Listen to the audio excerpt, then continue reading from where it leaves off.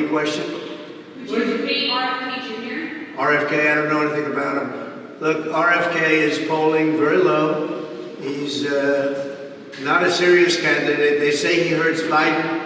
I don't know who he hurts. He might hurt me. I don't know. But he has very low numbers, certainly not numbers that he can debate with. And he's got to get his numbers up a lot higher before he's credible.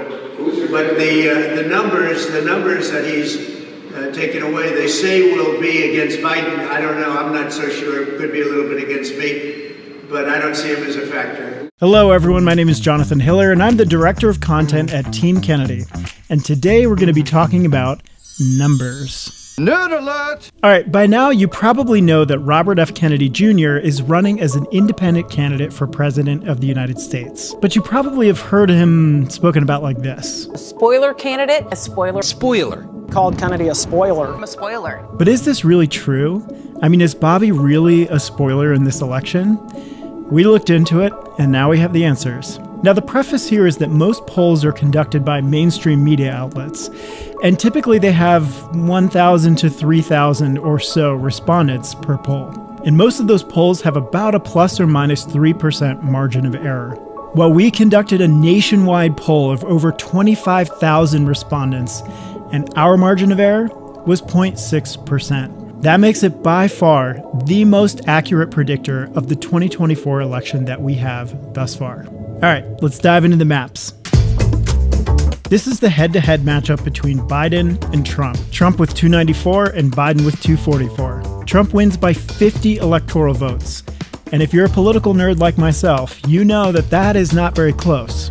And with Bobby as a third-party candidate, Biden only picks up 2 additional states, so he still loses to Trump. All right, now here is where it gets very interesting.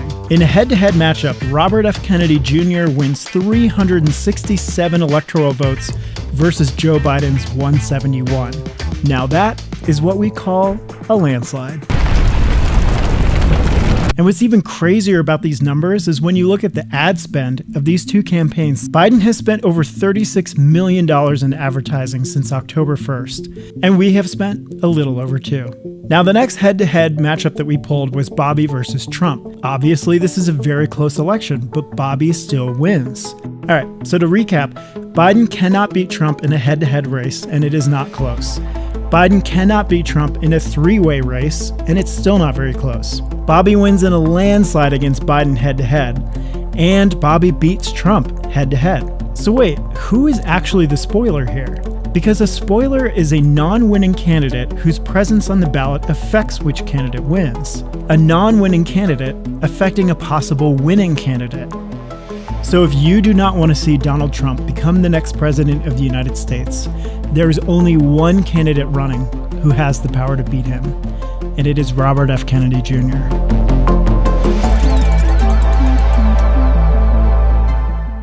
Former President Donald Trump, the 45th president of the U.S., who was in New York City today, is watching this unfold before his very eyes. Mr. President, thank you for joining us. First of all, how heartbreaking is it? This is a city that I know you once loved, and a lot of buildings are named after you in this city. And watching this happen at an Ivy League institution, as a former New Yorker myself, is heartbreaking. Watching these police put their lives at risk is extraordinarily dangerous for them. Hopefully this can end peacefully, but these students were allowed to enter this hall last night because no action was taken previously. What is your reaction to the news unfolding? Well, it's just such a sad thing to see, Sean. When you look at this, it's not even believable. If you go back a year or go back 3 or 4 or 5 years ago, this would not even be possible to think about. Nobody would be thinking this could happen. You look at the anti-Semitism, the hatred of Israel by so many people. You go back 10 years, I mean, Israel was protected by Congress, and now Congress is just doing numbers that are unbelievable with, I think, a very, very small group of people within Congress, and it's got to stop. But we have to go back to the roots. We have to protect. We have to stop the anti-Semitism that's just pervading our country right now, and Biden has to do something. Biden is supposed to be the voice of our country, and it's certainly not much of a voice. It's a voice that nobody's heard. And look, I don't think he's I don't think he's able to do it. I don't think he's got what it takes to do it, but he's got to. He's got to strengthen up, and he's got to be heard. Well, look, I never thought, Mr. President, in my lifetime that I'd hear, anti-Semitism in the halls of Congress. I mean, I never thought we'd be witnessing and hearing chants of death to America, death to Israel on college campus after college campus after college campus. I never thought we'd see this in our lifetime. I thought never again meant never again. But never again seems to be unfolding before our eyes. From the river to the sea, death to America, death to Israel, calls for intifada. This is a frightening time for our country. And in a state like New York that has changed dramatically from the state that we grew up in, now these students that'll be arrested, they'll be released within hours, probably the charges dropped, and there'll be no consequences, which will only embolden them. Your thoughts? Well, I really think you have a lot of paid agitators, professional agitators in here, too. And I see it all over. And, when you see signs and they're all identical, that means they're being paid by a source. These aren't hand-painted signs where people would go to their basement and paint something because they really believed it. These are all signs that are identical. They're made by the same printer. And, when you see that, that means there's somebody at top that's paying or a group that's paying. And they're doing great disservice to the world, but they're doing great disservice to our country. But when you look at New York in a state like this, but look at other cities, it's not a lot different. It's frankly worse in some places than it is right now in New York. And I think the New York City's finest have been incredible. The way they've been, it's not over yet, but the way they walked in and the way they climbed through that window, they were not afraid of anything. And it looks like they've got it maybe clamped down, but it should never have gotten to this, and they should have done it a lot sooner than before they took over the building, because it would have been a lot easier if they were in tents rather than a building. And tremendous damage done, too. When you look at that building, that's a landmark, and it's really been damaged badly by these people. When you go back to October 7th, Mr. President, the world witnessed the worst terrorist attack in Israel's history. Probably there have been no president more supportive of Israel, I would argue, than you. But let's talk about October 7th. You had Israelis murdered. You had people burnt alive. You had beheadings. You had kidnappings. You have rape. I've witnessed a 48-minute tape that I wish the entire country can see.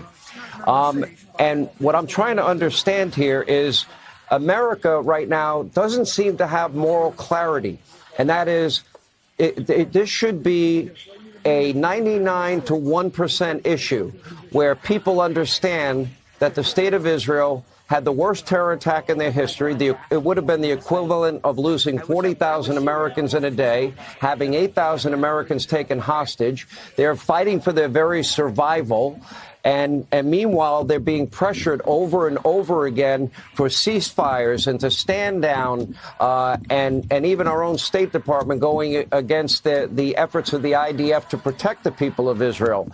I'm having a hard time understanding, why don't members of Congress, why aren't these students, why aren't political figures understanding that there is good and evil here, and radical Islamic terrorism is the evil part of this?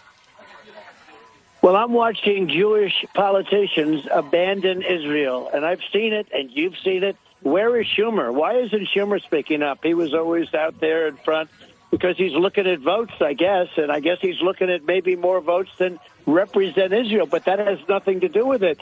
You have to stop this war on terror. It's Israel's war on terror. October 7th was beyond violent. It was things done to people that nobody's ever seen before, to babies. And a lot of people that are out there protesting, they deny October 7th ever happened. October 7th did happen, and it was horrible and violent and disgraceful, and it's got to be stopped. You can't have a thing like that. And when you have people out there protesting and they're denying that October 7th ever took place, they're either brainwashed, and in a certain way I really believe they are brainwashed, because you look at some of the comments, they say none of this stuff happened, and, we want Israel back. The fact is you have to get Israel back where it belongs, because what's happening in Israel right now is really not sustainable either. We have to let Israel complete their war on terror. It's a horrible thing, but they have to do it, and they have to do it fast, and we have to get back to order. And people have to respect law and order in this country. They don't respect it anymore. The United States worldwide is not respected anymore, and we have to gain back that respect from other countries quickly. You know, you said something, and it's something I think most conservatives agree with, and I wish that most Americans would agree, that if a country is attacked and their citizens are murdered and taken hostage and raped, that they do have a right to defend themselves. And what I'm hearing you say tonight is Israel should have the right to win the war, but you're saying win it and win it quickly. It's sort of reminiscent of how you dealt with ISIS in my mind. Well, we knocked out ISIS in record time. We had it out in 3 to 4 weeks. People said it was going to take 4 years. You have to get the job done. It's a horrible job to do, but they have to respond when they do. When there's an attack, a sneak attack like on October 7th that's so violent and such hatred, you have to clean it out. You have to clean out the cancer, and you have to let them do their job. And frankly, it has to be done fast, because this is not sustainable for anybody. The job has to be done. It has to be done fast. The United States has to get courage, and the United States has to speak up. Nobody knows where the U.S. stands right now. I think Biden is not on the side of Israel, and he's making a tremendous mistake. You have to clean up the terror that we witnessed on October 7th. Yeah. And, you know, I guess the one thing is I feel bad for Israel, because at a time where you think that America, they're our number one ally, they were with us after 9/11/01. We lost 2,977 Americans that day. They lost the equivalent of 40,000 Americans in a single day. And you would think that you put politics aside and you support their victory in the war on terror. And that would mean Prime Minister Netanyahu's victory in the war on terror. And you're saying you support that and hope that they do it quickly. Well, I'm the one that designated, in a sense, by moving the embassy back to Jerusalem.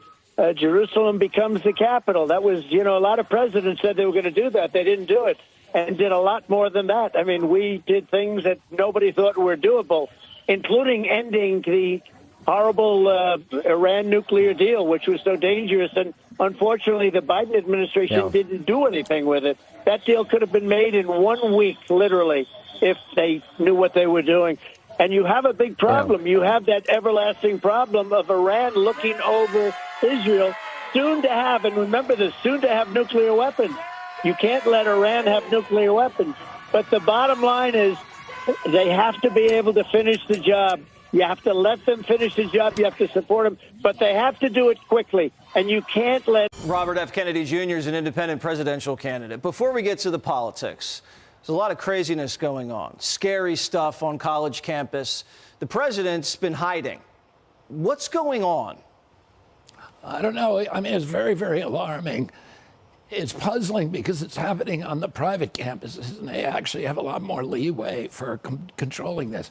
I'm all for peaceful protests, for freedom of speech. You can't threaten people, you can't intimidate people, you can't trespass, you can't prevent students from going to their classes, you can't break private property. Those are law enforcement issues. The private campuses can easily redress this. They can end this. The state schools have already done it, almost all of them.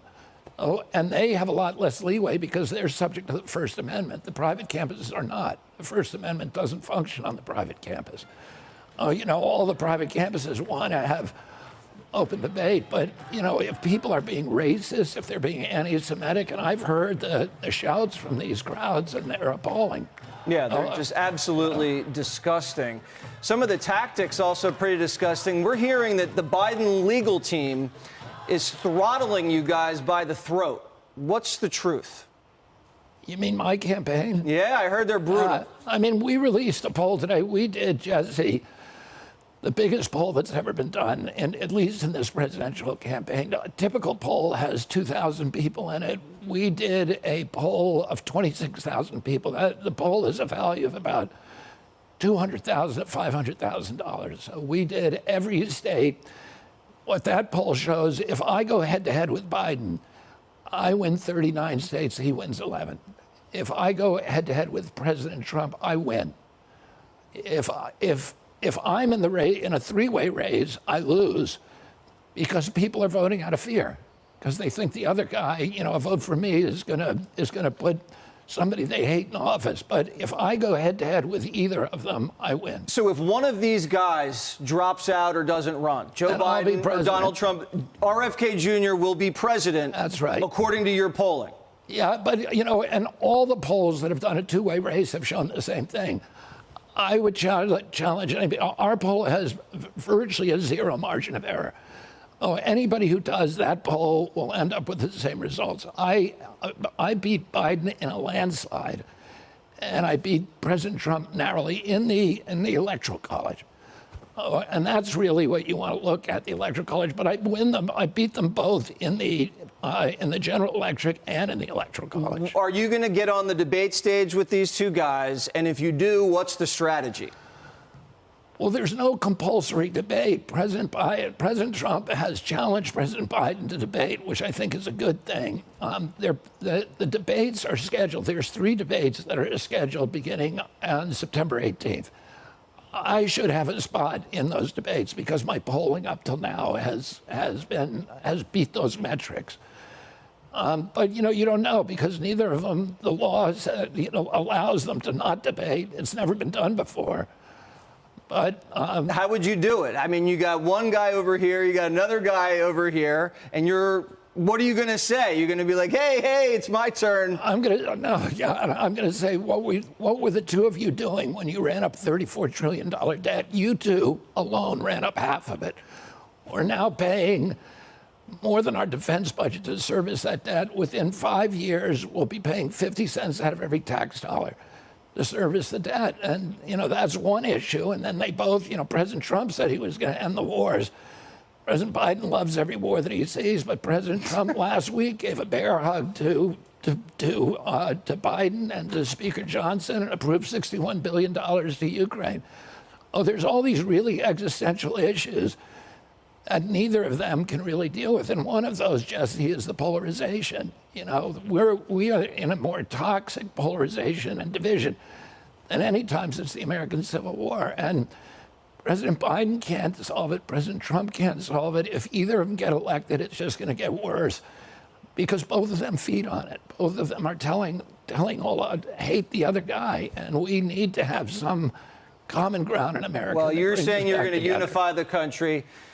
Now, some dirty stuff's coming out. They're saying you were against voter ID. RFK Jr., you said voter ID was racist. Is that true? Maybe. I didn't see it. I had a lot of positions. I went through an evolution like many people in this country.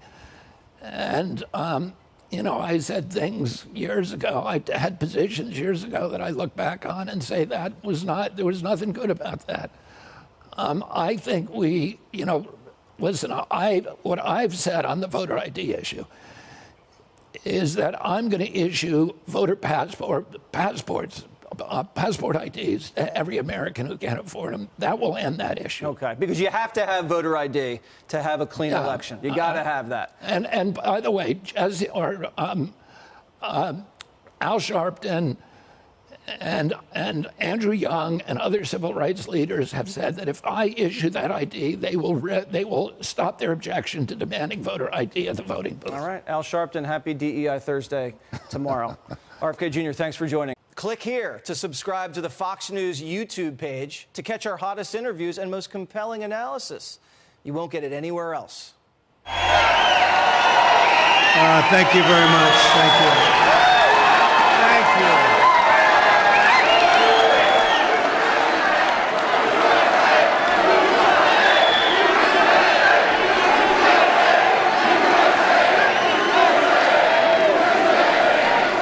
Well, Well, thank you very much. Thank you, everybody. What a crowd. What a beautiful crowd. A lot of people outside. This is a beautiful arena, but a lot of people outside. We appreciate it very much. This is great. Hello, Wisconsin. How are you, Wisconsin?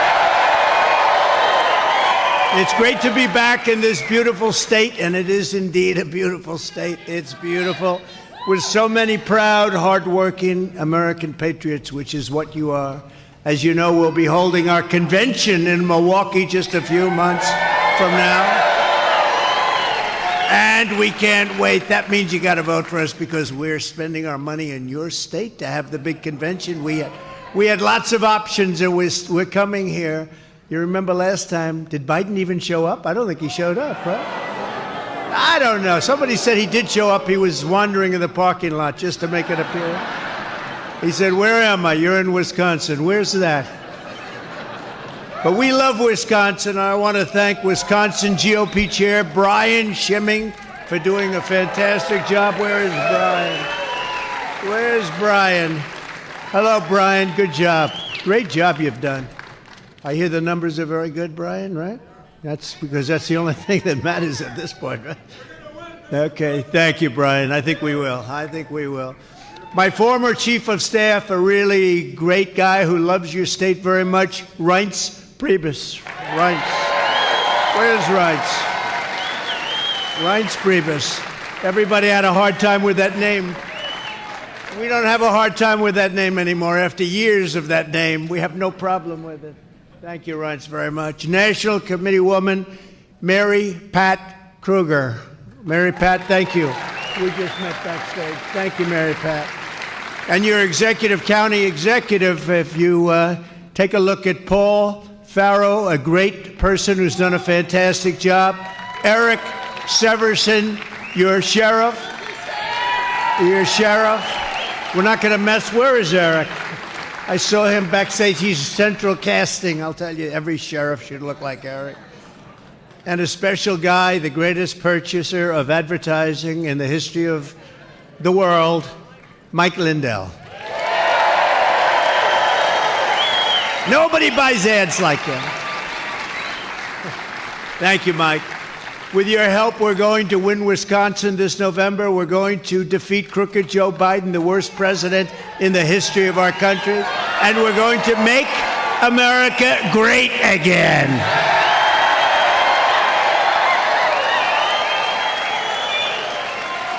And it ain't so great right now. It's a laughing stock all over the world, including our colleges, universities. Look at what's happening to our country. And our border. You know what? Some people say they do the colleges so you get your eyes off the border. I said that last night. We're not talking about the border. Millions of people are coming in. Millions of people. And we had the safest border in history. Now we have the worst border in the history of the world. But they're not talking about that now. They're talking about colleges and universities, people that have gone astray. Last week, we saw numbers showing clearly that the economy is crashing, with the GOP growth plunging by more than 50% just in this quarter alone. Think of that. We're plunging. We're now in a Biden stagflation. You know what stagflation is? You know what it is? It's the worst. It's worse than inflation. It's worse than deflation. It's the worst. And we're in stagflation right now. Congratulations, everybody, which spells the death of the American dream, and that doesn't even include some of the horrible numbers that we're seeing flowing in from the poor and crime-ridden countries all over the world. They have people flowing in from the poorest and the heaviest crime countries all over the world. Congratulations. They come out of prisons, they come out of mental institutions, and they're coming in to be a neighbor right near you. So congratulations. I don't know how. I think Wisconsin probably. You're very open-minded toward that, right, Wisconsin? Are you open? I don't think so. No, it's terrible. What's happening is terrible. On top of all that, Biden has just declared that if he gets 4 more years, he will drench the middle class in the largest tax increases in the history of our country, vowing repeatedly that he will ensure that the Trump tax cuts, the biggest tax cuts in history, And, he says, oh, it's for the rich. Not for the rich. It's for companies that employ people, and it's for the middle class. And the people that benefited the most are lower income people. They're the biggest benefit. And he wants them to expire. He'll never be able to replace them. It'll mean that you had the biggest tax increase in the history of our country. So I don't think we're going to let it happen. I don't see any way. If he wins, well, they're trying this weaponization of the Justice Department stuff. So far, that hasn't been working too well because we have the highest poll numbers we've ever had. People get it.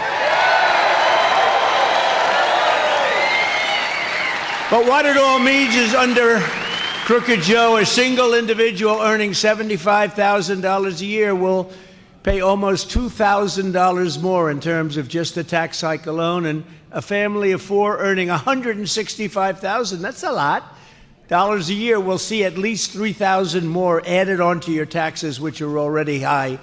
73% of Americans are now living paycheck to paycheck. That's the highest number ever recorded. Think of that, what that means, though, paycheck to paycheck. So what does that mean? You get fired, you lose your job, you get sick, and you can't live? This is the highest number ever. It's up at a number nobody ever thought they'd see.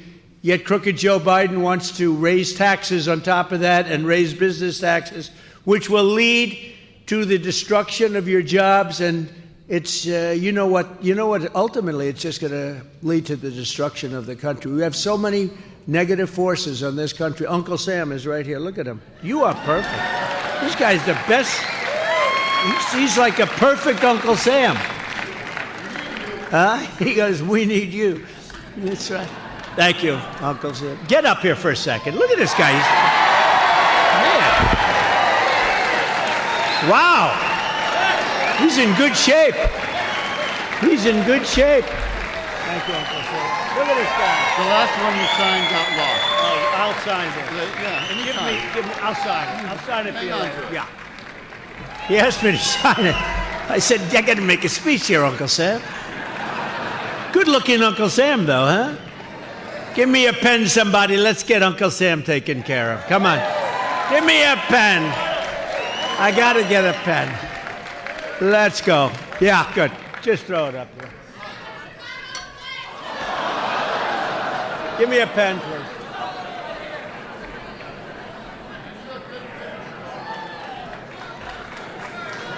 You think Biden can bend down like that? I don't think so.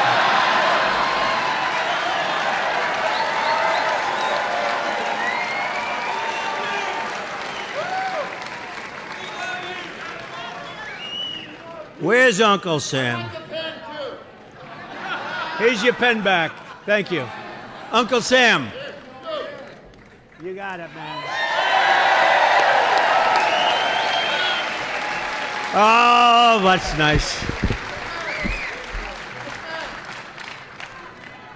Secret Service. I'll tell you.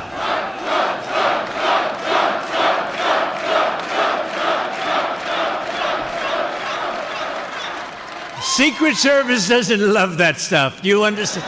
They're not in love. They're looking like, what's he doing? Don't do this. But it's Uncle Sam, right?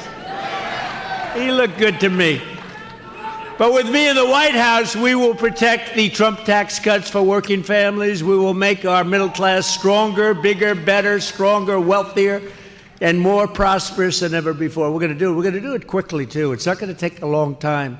You know, one thing, I was there. I know the good people. I know the bad people. I know the smart ones, the dumb ones, the ones that think they're smart. The ones that don't think they're smart and are smart, I know them, too. You got all different types, but I got to know them in 2016. I didn't know anybody. At 20, I learned fast. I know everybody. I know them better than anybody. The Biden job numbers are fake. He's counting people coming back from work. Remember, when we had the pandemic, people left, and they'd say, come back in 2 months, 3 months, when this thing goes away, come back. He got those numbers, and he tries to add them on. You call them, do you know what they call them? Part-time. They call them fake numbers. They call them bounce-back numbers. You know, it's a bounce-back, automatic.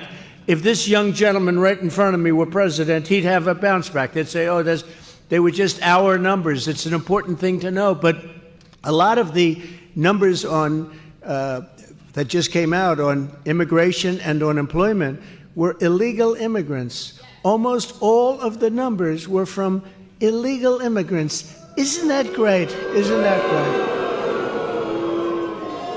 The illegal immigration that being taken care of better than the people that have been in the country that are desperate for jobs.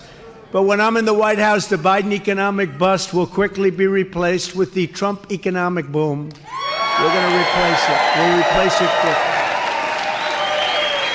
When I left office, we handed Crooked Joe the fastest economic recovery. It was the fastest recovery, think of this, economically, ever recorded. The stock market was at a record high. The price of gasoline was $2 and even less than that a gallon. Think of that. We had periods of time where it was $1.57, $1.87. How does that sound to you?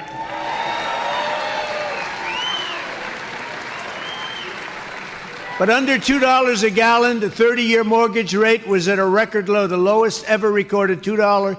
Think of this, 2.65%. That's what your mortgage rates were.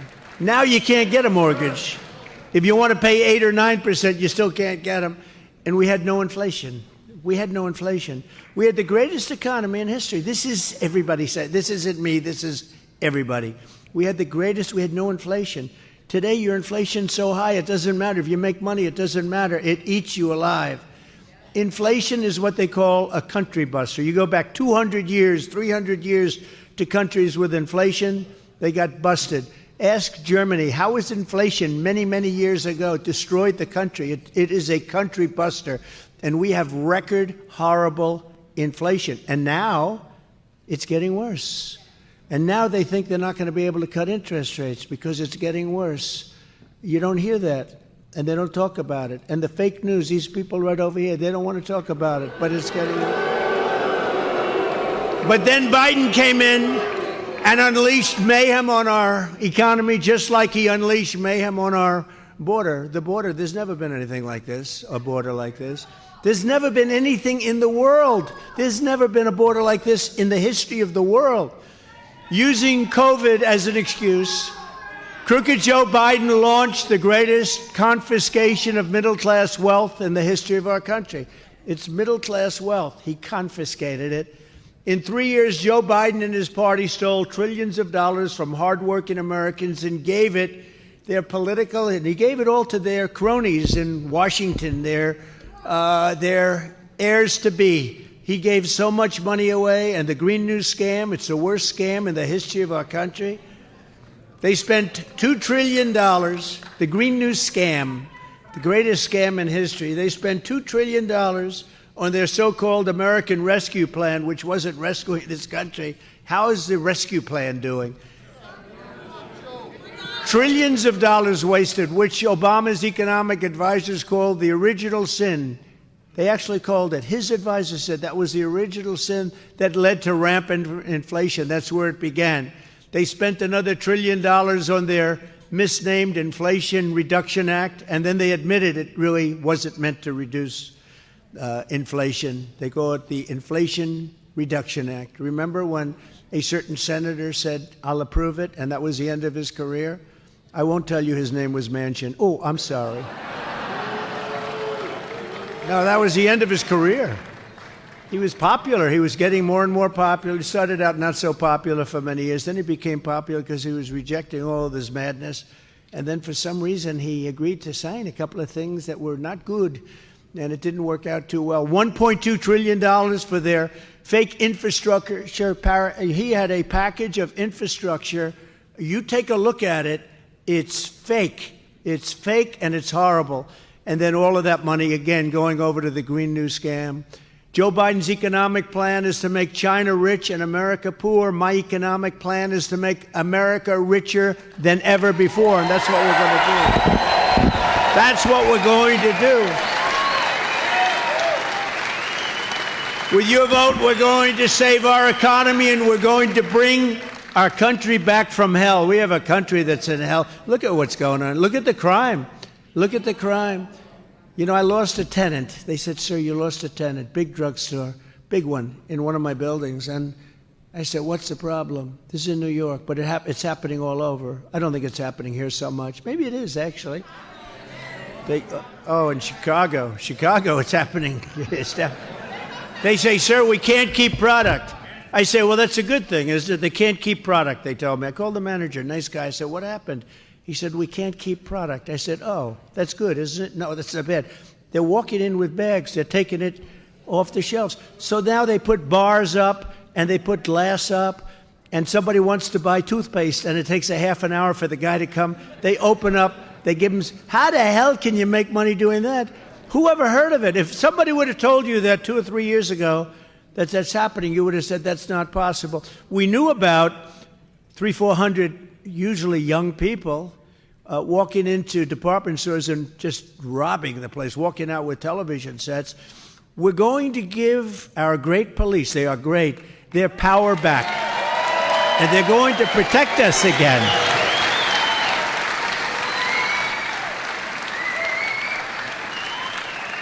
And you know, you saw it last night. That's one good thing that really happened. You saw it last night because New York was under siege last night.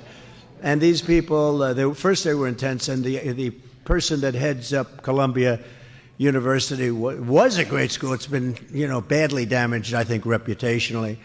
But the person that heads it up, a woman, she waited so long. She was so weak. She was so afraid.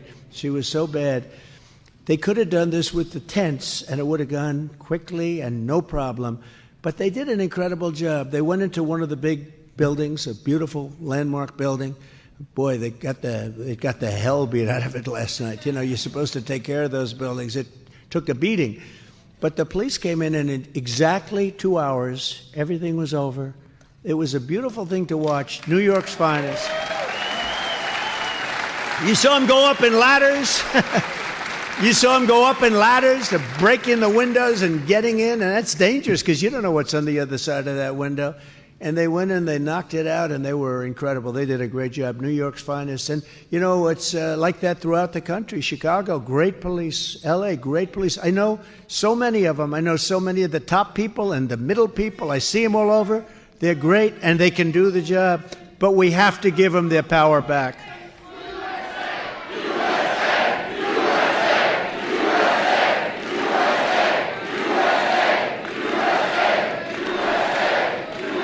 Where did he come from? All right. Thank you. Go home to mom, right? Go home to your mom.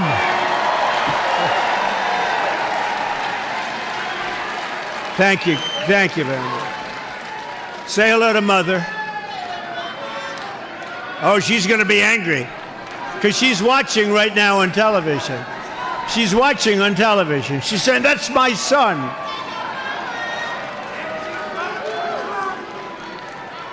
The Biden inflation. It's interesting when the fake news reports a story.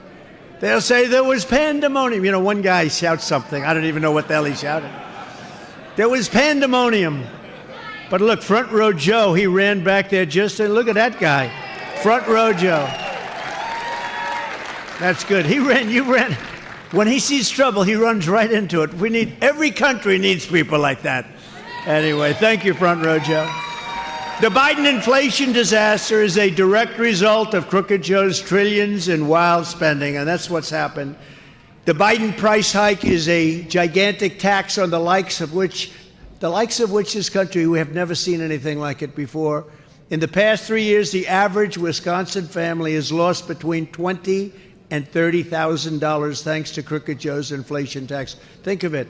It's an inflation tax. It's a new tax. I just thought of it in the plane coming up here. I never used that expression. I call it Biden inflation tax because if you add what inflation has done to you, that's about a 30% tax increase, and I think even more than that. You could get a pay increase, but your pay increase doesn't nearly overcome what's happened with inflation. So I just came up with the name. I thought it was actually quite brilliant. It's called an inflation tax. We have a new tax, ladies and gentlemen. We have a new tax. It's called an inflation tax, and these price hikes are continuing to drain nearly $1,000 from the typical Wisconsin family every single month. Does that sound like a lot? I think it's a lot. Chicken, I love chicken, is up 24%. Baby food is up 30%. Eggs are up 59%. Gasoline is up 50%, but it's going way higher. Airfares are up 33% without the service that we used to get. And a 30-year mortgage rate just hit 7.6%, one of the highest averages ever. Other than that, we're doing quite well. Do you agree? And the country's going to hell, but then we're doing quite well. We're honored to be joined today by Shanna Gray, who owns a vegan restaurant, supposed to be really good. I'm not into the vegan stuff, I must say, but I'm going to have to try this. When we come here in a short period of time into Milwaukee, we're going to come and try that vegan food. I don't know if I'm going to like it. But she had a big business. Shanna says her business is being brutalized by the soaring cost of food. She's never seen anything like it. And right now, she says things just aren't working. She was doing great. 3.5 years ago, she was doing better than she ever did. During the Trump years, she said, I was able to afford things. I wasn't worried about my future. I am now. I'm starting to really worry. The stress and the anxiety are really hurting me. So I'd like to have Shanna come up for a second and say a few words. Thank you.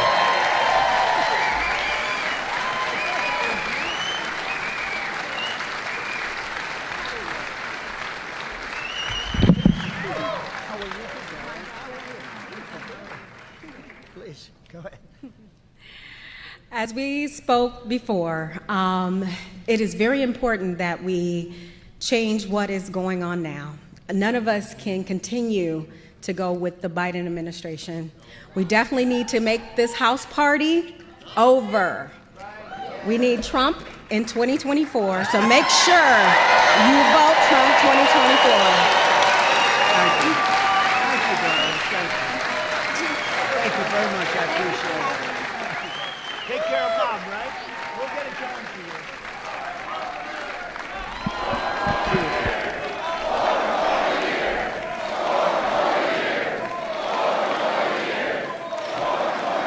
Thank you. How nice are those two? So that's Shanna's daughter. And think of what it's, I mean, it's just common sense. You know, it's very dangerous to bring people up here from the standpoint, you don't know what the hell they're going to say. We didn't rehearse that, Shanna, right? She could have said, ladies and gentlemen, go vote for Biden. And everybody would just say, that's not a good thing he did. That's not too good. You never know what's going to say. So far, I've never had that problem, but that problem has been had before by others. But I want to thank Shanna. We'll get out, and we're going to go there during, you get ready for me. Maybe you can convince me with that vegan food, okay? You get a good, healthy vegan food.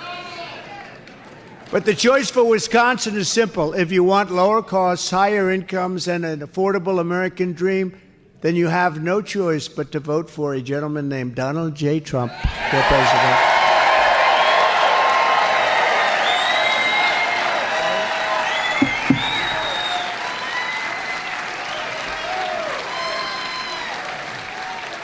Crooked Joe likes to talk about junk fees, but the biggest junk fee of all, think about it, is all of the 50% Biden inflation tax, and that's what it is. And you just think of it. I mean, if you look at the real numbers of that, it's incredible.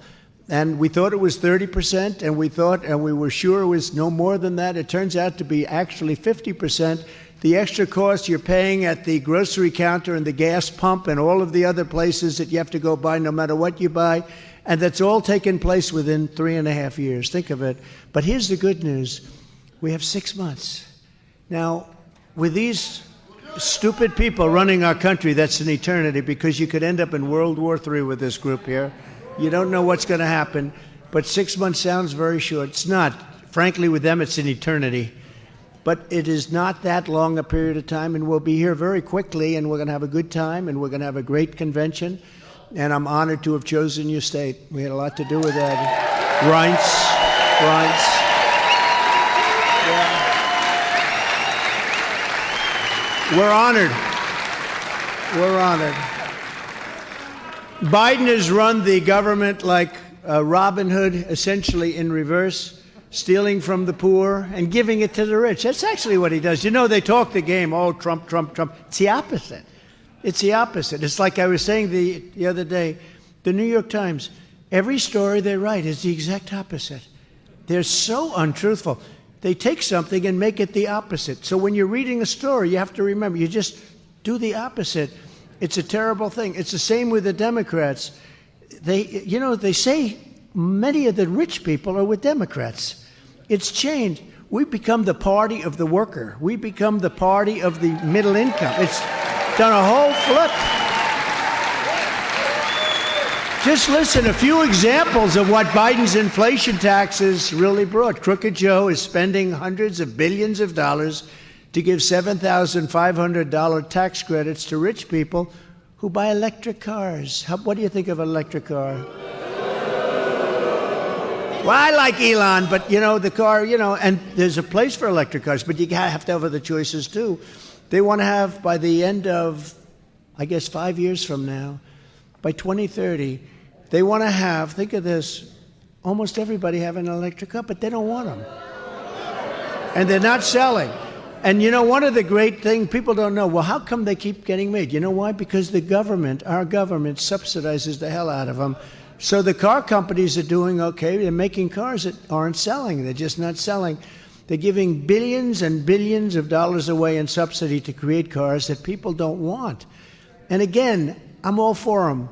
If you want to go to the candy store, buy yourself a little candy and come back home. But if you want to take a trip to a place like Mar-a-Lago to say hello to me,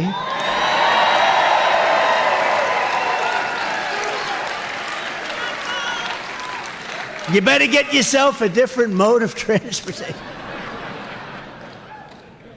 And the scary part about that, they want trucks to be that way, and the trucks have to stop 6 times going to California versus not stopping at all. If you get the big diesels.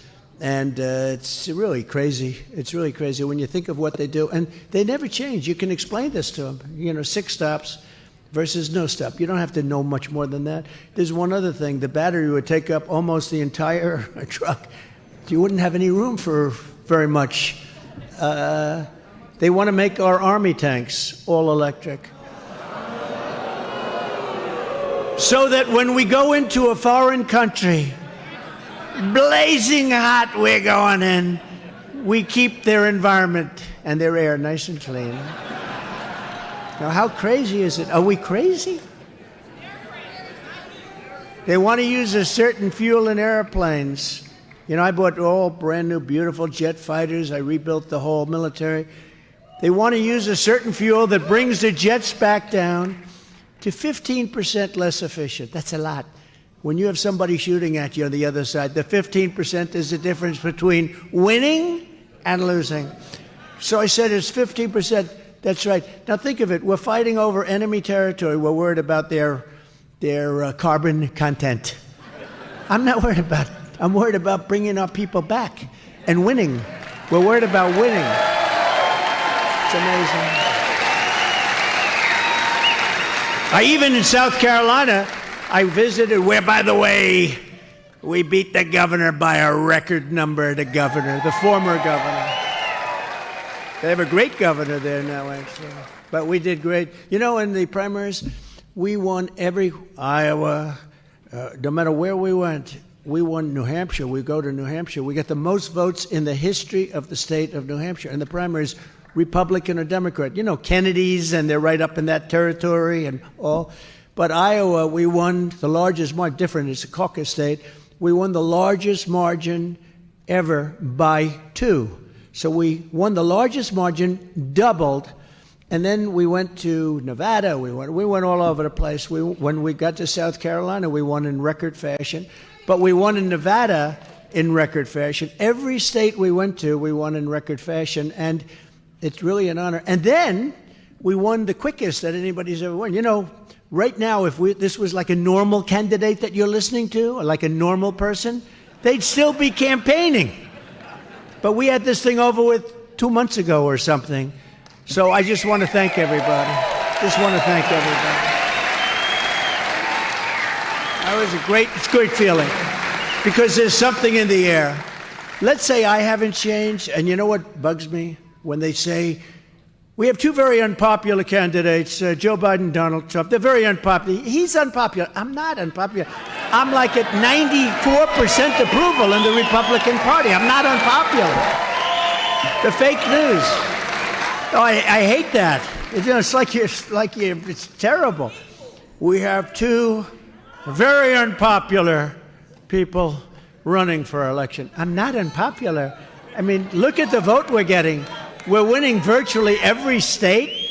We're winning every swing state. We're winning every national poll. We're not unpopular.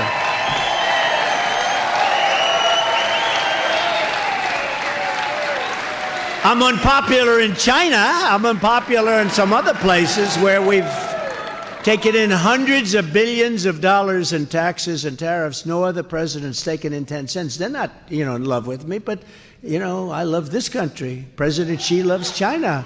And, that's the way it's supposed to be, right? With Putin, interesting, I ended Nord Stream 2. Nord Stream 2 is a pipeline. Nobody ever heard of it before I came along. I ended the pipeline going all over Europe, going to Germany in particular, but all over Europe. I ended it.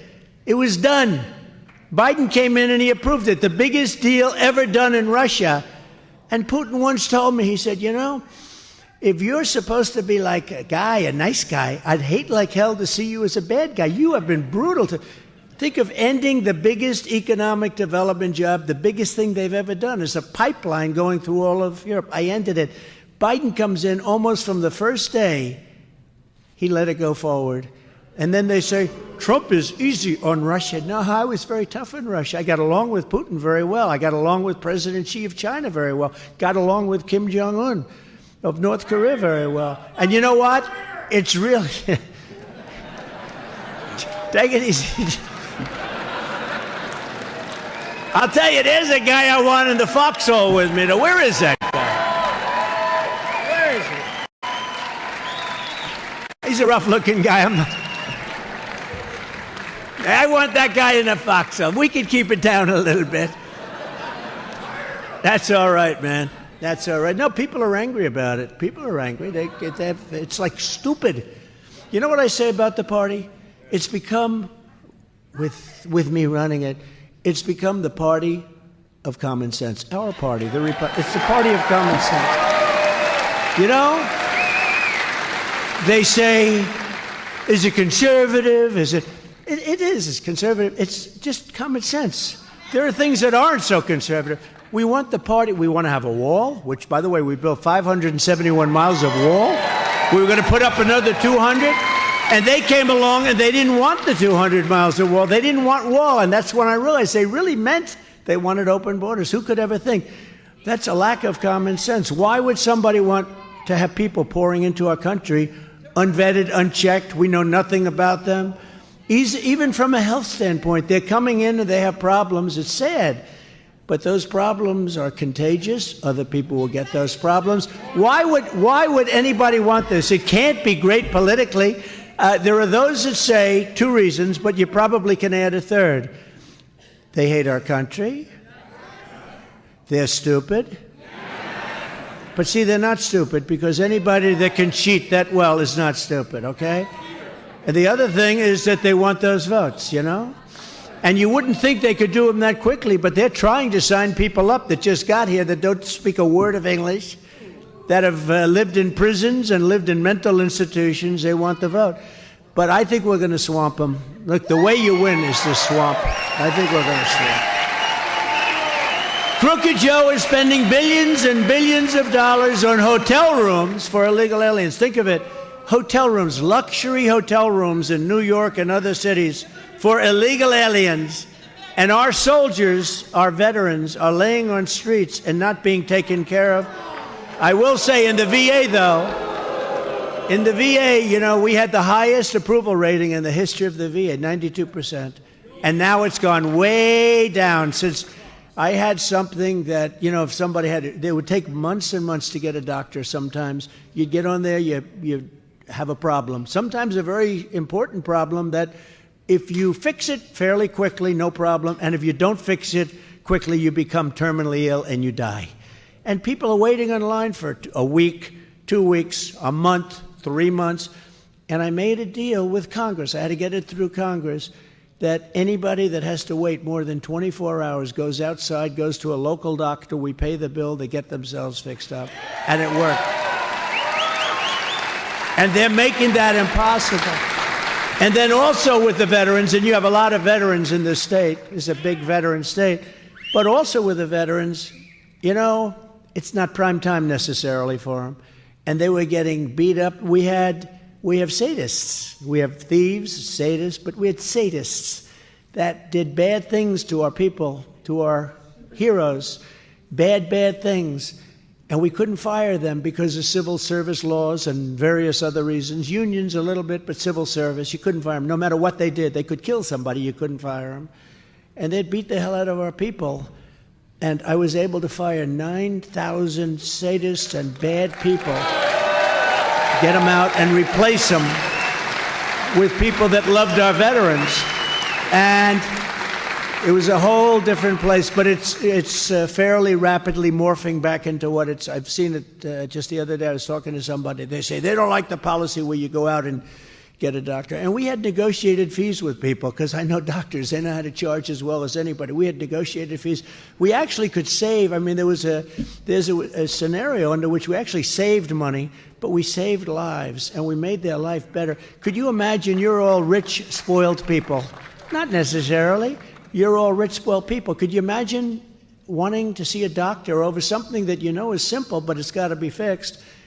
And they say, we can't see you for 3 months. Could you imagine having to wait around for 3 months? Now think of it. Just put yourself in that position. So we took care of those things, and we had the highest approval rating in the history of the Veterans Administration, which was a great tribute. Thank you. We had very good people there.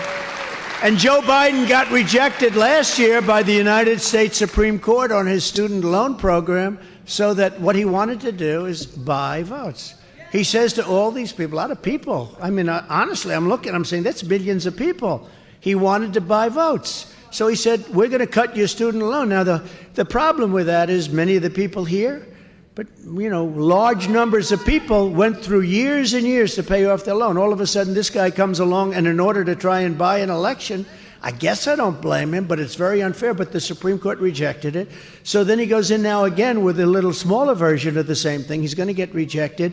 And I'm just saying, I will take care of our students far better than him. We're going to take care of our students. We're going to help our students. We're going to make their life good. But what he did is so terrible. So he didn't obey the decision of the Supreme Court of the United States. And now he's doing another one, which is actually a smaller version, but it's even more bekakt.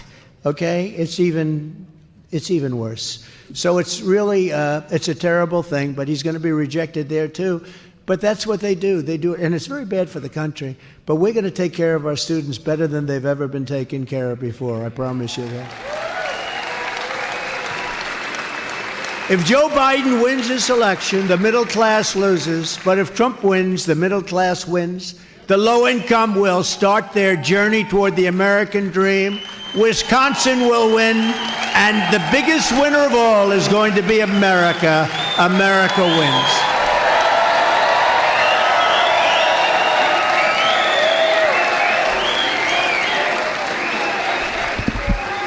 On day one of my new administration, we're going to throw out Bidenomics, and we're going to replace it with Maganomics. And upon taking office, I will impose an immediate moratorium on all new spending grants and giveaways under the Joe Biden mammoth socialist bills, like the so-called Inflation Reduction Act. We're going to save all that money. It's not helping you at all. It's not doing a thing for you. It's just like a political game. We're going to stop the Biden spending spree. We're going to halt his inflation death spiral. We're going to terminate his Green New scam. It's going to be terminated, and we're going to end this war on American energy. We're going to drill, baby, drill. We're going to bring down your energy costs. We're going to bring down your energy costs like you wouldn't believe. And by the way, that's going to spiral everything else downward. You know, that's what started inflation. You didn't have to be that good a student at the wonderful Wharton School of Finance to know that if your energy cost doubles and triples, it was going up like a level. Now he's gone more or less back to where I was in terms of drilling. He's approving. The day after the election, he would end that immediately, because they have to get some oil out of the ground. You know, we have more liquid gold under our feet than any other nation in the world by far. We started off at number 3 and number 4.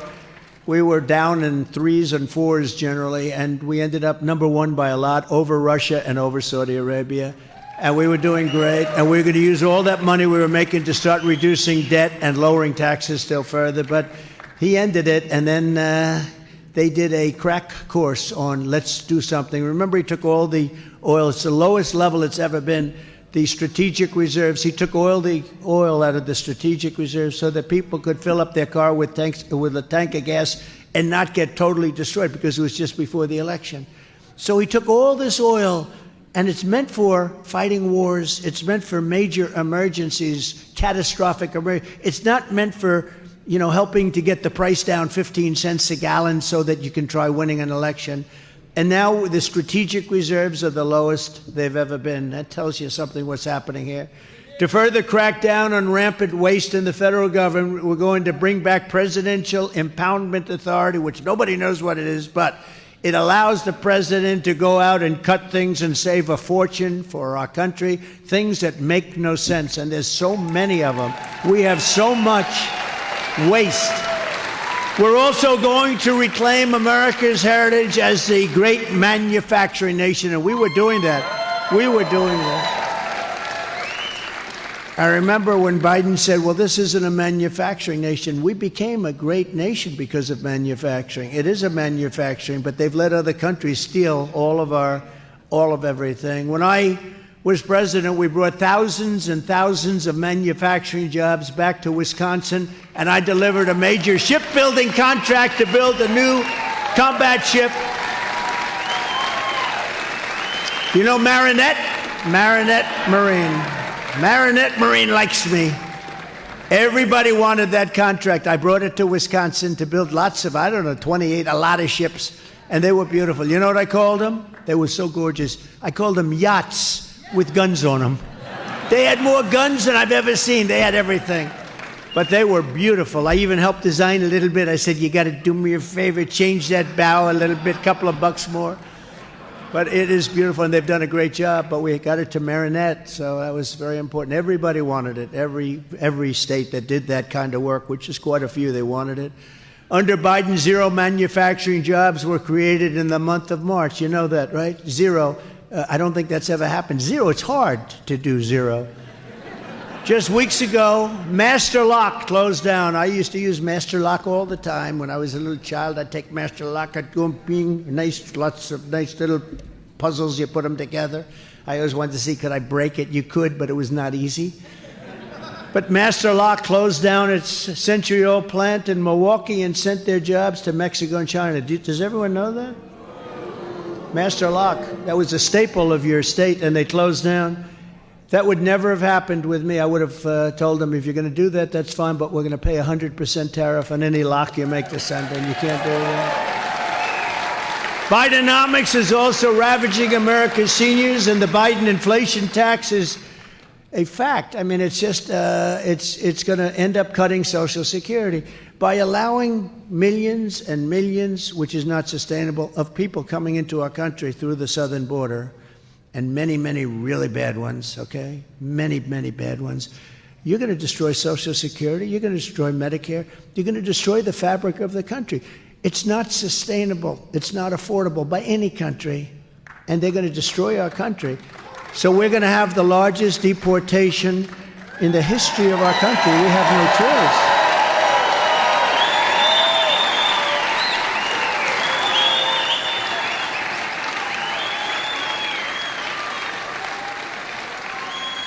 And we start with the bad one.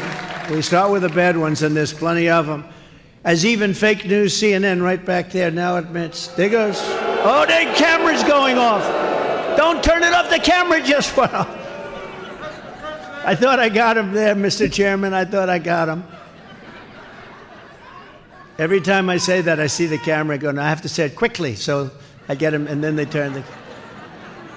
The cost of living adjustments under Biden are not even close to keeping up with the taxes, and Crooked Joe with his insane border policies will destroy. And he is going to, it's going to destroy. You know, to have Social Security and Medicare, you have to have a strong country, and we don't have a strong country anymore. We have a country that's failing. We have a failing nation. We are in a failing nation.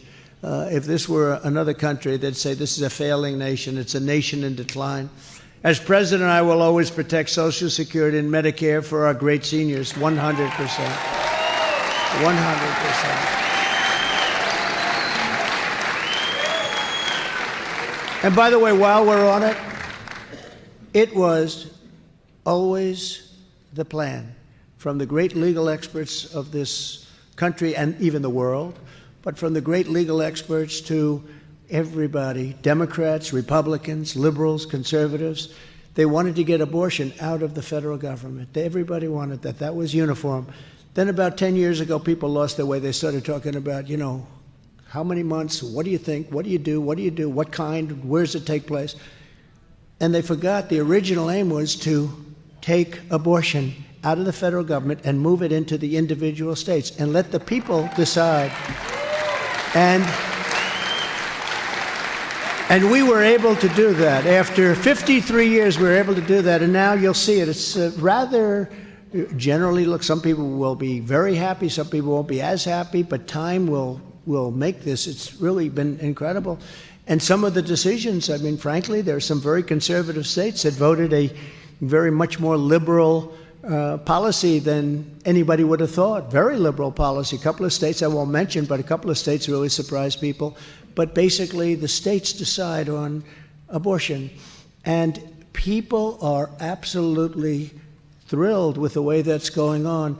Every state's different, every state. But remember, from the standpoint of what's happening, nobody wants to see abortion in the 8th month, the 9th month, or nobody wants to see it after birth, because you have a situation where the Democrats will allow it in the 7th, 8th, 9th month, and will allow execution of a baby even after birth. They actually have a standard. You remember the former governor of Virginia. He said, we put the baby down and we decide. The baby is born, we put the baby down and we decide whether or not, essentially, to kill the baby. So what's happened is now the states decide, and they're going to votes in different states, and it's been an amazing process, and it was something that was very important to get done. But we had to take the radicalism, and the radicalism was really the Democrats, because when you can do abortion or killing or execution at that point in a life cycle, you just can't do that. But now states are deciding, and some people are unhappy because it's too liberal a policy or too conservative policy, but we brought it back into the states where it has to be, and over a period of time that works out, and it's taken a lot of the controversy out, and it's been a good thing. And you also have to remember, as a politician, you also have to get elected, because if you don't get elected, it goes back into the federal government perhaps, and then you have one policy that's not going to work. But you have to get elected. You have to go with your heart. I always say, very important, you have to go with your heart. You have to do what's right. But you also have to get elected. Because if you don't get elected, a lot of bad things will happen beyond the abortion issue. A lot of very bad things will happen, from taxes to military to everything else. So it's been very interesting to see the process. And again, some states have been pretty much right there where they want to be.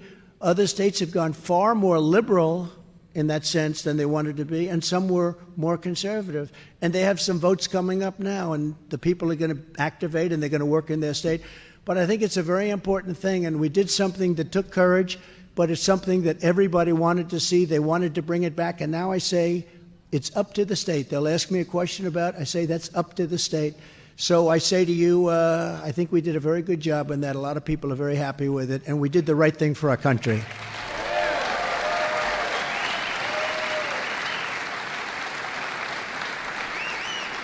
You think that was on the teleprompter? I don't think so. I don't think so.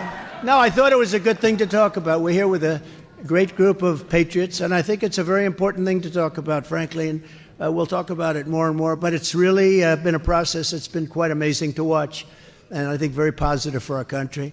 But we're going to immediately seal the border. We're going to stop the invasion. We're going to send Joe Biden's illegal aliens back home where they belong. We're going to send them back home where they belong.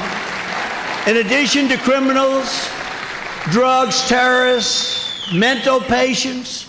Joe Biden's border catastrophe is also bringing colossal costs. Unbelievable costs are being brought in by this catastrophe on our border. Crooked Joe is flooding our country with millions and millions of low-wage migrants from crime-ridden countries all over the world. This isn't just South America. They're coming from all over the world. Last week, 22 from the Congo in Africa. They're coming from Africa. They're coming from Asia. They're coming from the Middle East. We're bombing Yemen. Here we go again with the bombs, right? A phone call could solve the problem in about 2 minutes if you had a president that knew what the hell to say. Here we go with those bombs. Let's drop bombs. Let's kill everybody. That's what they say. Let's go and kill everybody. $1 million a bomb. Each bomb, average price, $1 million. Let's bomb the hell out of these countries that don't want to be bombed. You can make a deal. I made deals. You know, we never got into a war with me. I beat ISIS in record time. We never got into a war. With this guy, you'll end up in World War III. You'll end up in World War III, I'll tell you what. This next 6 months is going to be very scary. You could end up in World War III with this person, and there's a grossly incompetent man. Over the last period of time, you know, it's funny, I wouldn't have said that. But then something happened that was really horrible. I got indicted. I'm a president of the United States. And I got indicted. Now think of it, for nothing. In fact, if you read Andrew McCarthy, Jonathan Turley, the great Mark Levin, you read Greg Jarrett today, he did an incredible piece. You read any of these, Alan Dershowitz, they all said, and these are not fans of mine necessarily, they're not. They all said, there's no crime, he didn't do anything wrong. I've never seen anything. You know, usually they say, well, what do you think about this, that? There's no crime. Now, I have a crooked judge. He's a totally conflicted judge. And I come, you know, unfortunately, it's a 95% or so Democrat area. Other than that, things are wonderful. But it's about a 95% Democrat area. But something happened when that happened. And then I got indicted again. And then I got indicted again. And then I got indicted by Fonnie with her boyfriend. I call her Fonnie Wade. Her boyfriend's name is Wade. And she hired her because of his expertise in this particular form of law, right? He was an expert. He never did it before, but he was an expert. He got paid almost $1 million, got indicted. So I got indicted 4 times. Then I have civil trials, too, all coming out of the White House, everything, like a third world country. And the good news is people get it. Most importantly, people get it, and my poll numbers are higher than they've ever been. I mean, higher than they've ever been. But no, higher than they've ever been. But when that happened, you know, I was not that tough on Biden. I felt he was a grossly incompetent person. I felt he was a very corrupt person. But I wouldn't go around and say what I say now. Once I got indicted the first time, I got indicted 4 times. Think of it, 4 times for nothing. They say J6. J6, Nancy Pelosi didn't call in the police. I said, I will send you 10,000 soldiers. She didn't want them. And the mayor of Washington, in writing, didn't want them. And by the way, the hoax committee that they set up, I call it the Unselect Committee. It's an I always like that term, the Unselect. But the Unselect Committee damaged and threw out all of the evidence. Did you know that? And nobody does anything. Nobody does anything. If a Republican did that, they'd get the electric chair. They destroyed the evidence. They deleted everything. So now all of those people that said, yeah, Trump wanted to give 10,000, like the head of the police department, the head of the military, it's all been damaged, deleted, and destroyed. Now think of that. And you don't even read about that story. They destroyed it. The chairman of the committee, this real lowlife, we have to go after Donald Trump. He destroyed all the evidence. He actually destroyed it and deleted everything. If you're in a regular civil court case, and if you get rid of stuff, they take very serious umbrage at that. You go to jail for things like that. And this committee destroyed everything. Remember the person that said, I attacked a Secret Service agent in the front of the car? It's not my deal. I'm a lover, not a fighter.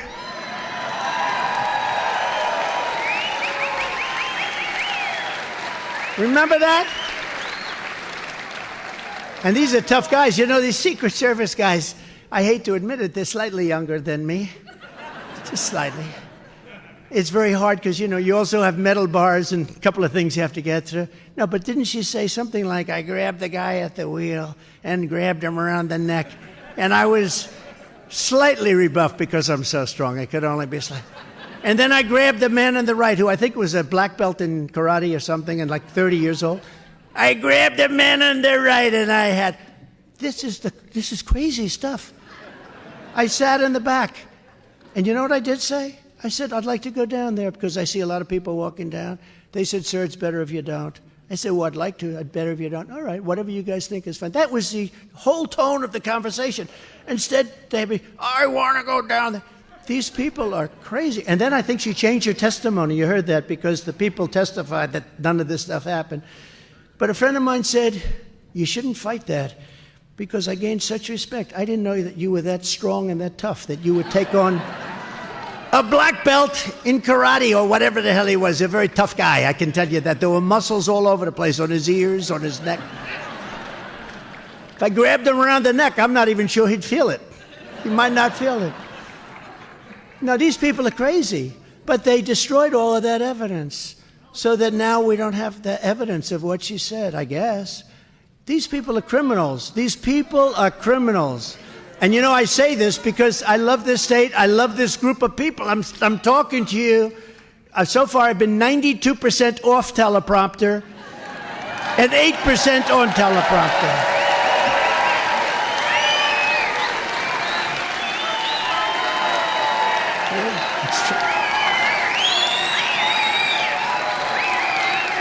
But isn't it nice?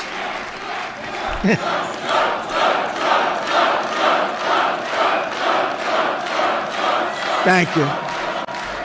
But isn't it nice to have a president who doesn't need a teleprompter? Not that he can read it anyway. He can't read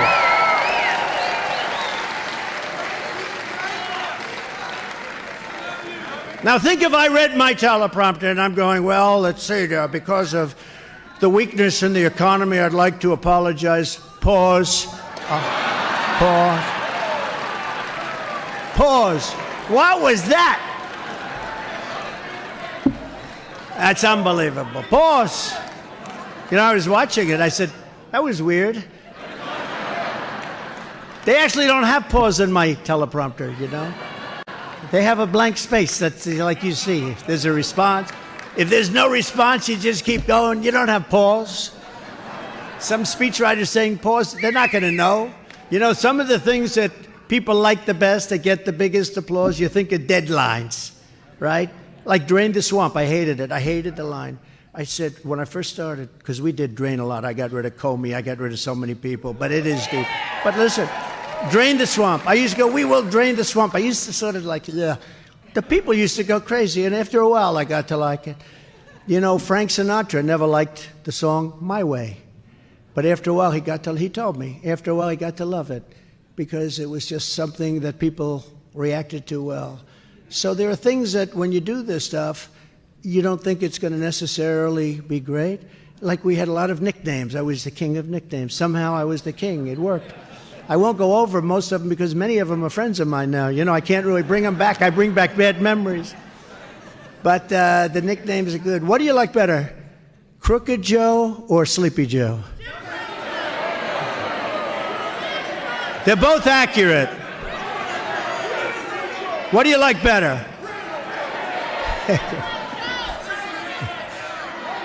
He says criminal. Okay, wait a minute. Okay, ready? We'll go Sleepy and then what? Wait. You applaud if you like it. We'll go Sleepy first and then Sleepy Joe, Crooked Joe.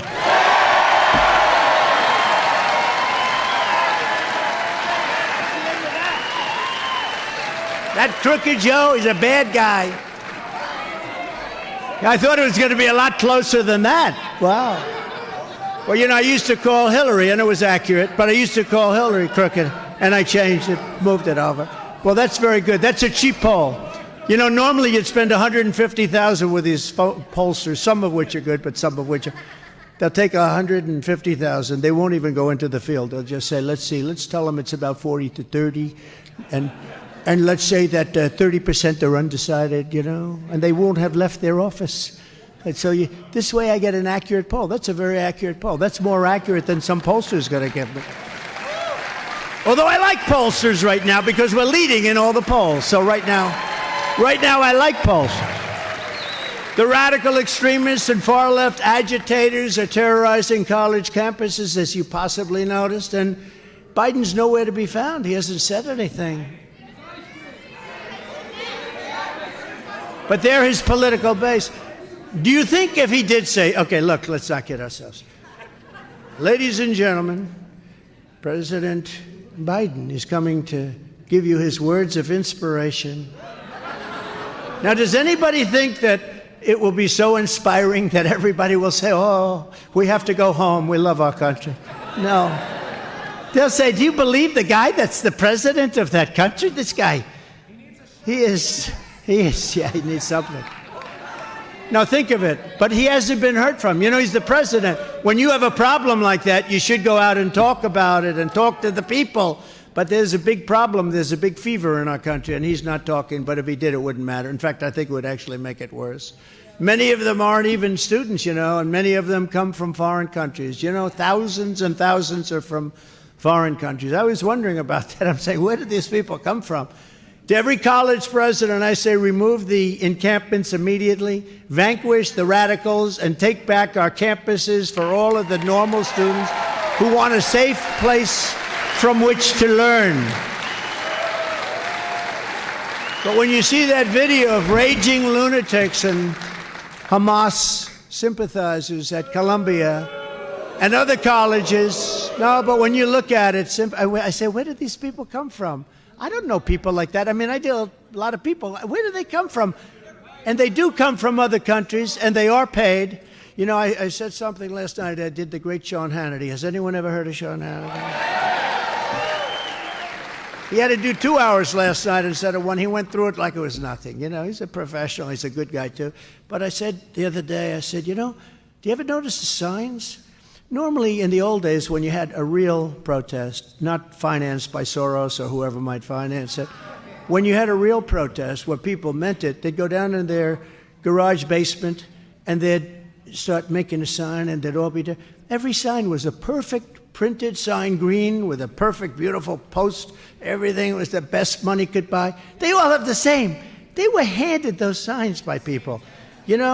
At least they should make them a little different lettering, different colors, but they don't. No, it's a whole big hoax going on, but it's a shame. And Biden should speak out. He should speak out. He should say something, because nobody knows where he is. He's definitely against Israel, but I don't think, she said he has no idea where he is.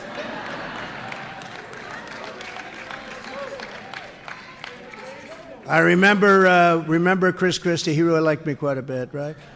That's only because I was wise to him. And somebody screamed out, "He's a fat pig." And I said, "Sir," and you're not allowed to use the fat word. If you use the fat word, you're essentially out of politics, right? There are certain words you can't. You can say obese, but you can't say fat. I think obese is probably worse. But you can't use the fat. But a person shouted out, "He's a fat pig, sir." And I said, "Sir, never, ever call Chris Christie a fat pig, ever. He is not a fat pig. Please, I'll have to ask you to leave the room." So anyway, it's called having a little fun on the campaign trail in Wisconsin, right? But it should be no surprise that in addition to the millions and millions of people invading our country from the border, Crooked Joe is now reportedly planning, this is wonderful news for you people in Wisconsin, to bring massive numbers of Gazans from the Middle East, all live to your American towns, your towns and villages. Your towns and villages will now be accepting people from Gaza, lots of people from Gaza, and various other places, Yemen, lots of other places. Just let the world simmer down a little bit, please. He's now delivering thousands. He just announced last night he's going to deliver thousands of people to a town near you. Joe Biden seems he's just determined to create the conditions for an October 7th style attack right here in America. It's going to happen with all of these people coming in from the southern border, and you saw the 2 months ago where it was announced, here we are, they're trying to maybe stop. And Border Patrol's incredible, by the way, and ICE is incredible. They want to stop it, but they're told not to. Stand down, they're told. But did you see where, and nobody knew this, that for a year and a half they've been actually flying planes in and landing in towns all over the country, and they're flying them in by the thousands. They're flying them in going over the border. They are flying them in. Who would believe it? It's common sense, right? Who would believe it? Who would ever think a thing like that could happen? And we're a country that's so troubled, and that a thing like that could happen. They will be impossible to vet. And as a result of chain migration, the numbers will quickly explode beyond all control. It's going to be out of control because under chain migration, they can bring everybody they ever touched. Under no circumstances should we bring thousands of refugees from Hamas-controlled terrorist epicenters like Gaza to America. We just can't do it. We also have to run our country. It's nice to be nice. It's nice to be good. We got to run our country. Our country's in trouble. Our country might not survive. I'll tell you what, if we don't win this election, I don't think our country's going to survive. I will say it. And I've never said that publicly, I don't think. But I felt it for a long time. I actually think our country's not going to survive. There are plenty of neighboring Muslim countries to take them. They should take them. They don't want them, by the way. They don't want them. They don't want them. We do not need a jihad in the United States of America. We do not need our once great cities to become hotbeds of terrorism. And on day one of the Trump presidency, I'm restoring the travel ban, suspending refugee admissions, and keeping terrorists the hell out of our country, like I had it before. I had it before. We had it so good. When Biden went to the beach all the time, he'd go to the beach Tuesday, Wednesday. One of his idiot consultants said he looks good in a bathing suit. He's 81 years old. Historically, Cary Grant didn't look good at 81 in a bathing suit. But he's 81 years old. He doesn't look good in a bathing suit. Not a lot of people look good in a bed. That's okay. But somebody thought he looked good. But then he couldn't lift the chair. Those chairs are meant for children to lift. They weigh about 4 ounces, right? They're made out of hollow aluminum. Really light. In fact, if you're heavy, they crash. They bend in. They don't weigh much. And he was... And then he couldn't get his feet out of the sand. This is not a good look. But all he had to do is leave our border alone, and he would have been in much better shape. We had the best border ever in the history of our country. In fact, there was a report that came out 2019. We had no terrorists reported, not one, which I think is wrong. Even I say I don't think you could do, but we had not one. Now we have thousands of terrorists coming into our country. All he had to do is leave my people there, leave the border alone. It was a total win. It was the best it's ever been. But he decided to give it up. I had a thing called stay in Mexico. You think that was easy? You couldn't come into our country. You had to stay. You think that was easy to get with Mexico? I had it, and I had it rough. It was rough stuff. I got it, and he ended it. No more stay in Mexico. It's stay in this country, and we find out who you are in 6 years. You come back for a trial, nobody comes back. It's a horrible thing that he's done. He's destroying our country. He may have destroyed. We will get it fixed. We'll get it fixed as fast as humanly possible, maybe faster than anyone can even understand. But he's destroying our country. And don't forget, we've seen, and I'm not sure if many of you are big travelers or not, but we've seen what happened when Europe opened their doors to jihad. Look at Paris. Look at London. They're no longer recognizable. And I'm going to get myself into a lot of trouble with the folks in Paris and the folks in London. But you know what? That's the fact. They are no longer recognizable. And we can't let that happen to our country. We have incredible culture, tradition. Nothing wrong with their culture, their tradition. We can't let that happen here. And I'll never let it happen to the United States of America.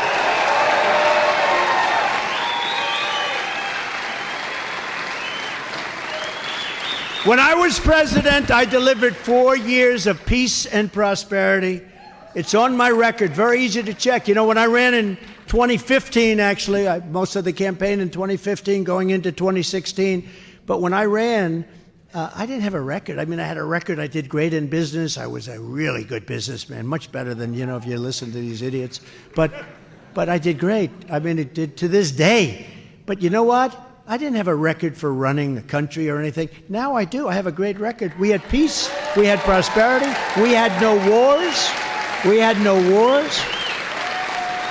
I defeated ISIS and was the only president in 78 years that started no wars. We didn't have a war. We defeated ISIS, which they said was going to take 5 years, and I did it immediately in 1 month. I want to just tell you, our military is incredible. Not the guys you see on television. What happened in Afghanistan is the most embarrassing day in the history of our country, but our military is incredible. Now we have chaos, mayhem, and we have death all over. It's no wonder Joe Biden and his thugs are so desperate to stop us. They know that we are the only ones who can stop them. They know that. We're the only ones that can stop them. All of this persecution is only happening because I'm winning, I'm running, and I'm winning, and I'm winning by a lot. If I wasn't running... If I wasn't running or doing well, if I wasn't running, I wouldn't have more indictments than the great Alphonse Capone. Alphonse Capone. He killed people if they looked at him a little bit different. I don't like the way that guy looks. I don't like, kill that son of a bitch. He only got indicted once, I understand. Alphonse Capone, nice gentleman. I got indicted. Can you imagine my mother and father saying, I can't believe it. My son got indicted more than Al Capone. Scarface, for those of you that aren't familiar with the name Scarface. A scar from here to there. And it wasn't from playing tiddlywinks, was it, huh? In the latest Emerson poll, we're up 5 points in Wisconsin, and we're leading virtually every swing state by a lot.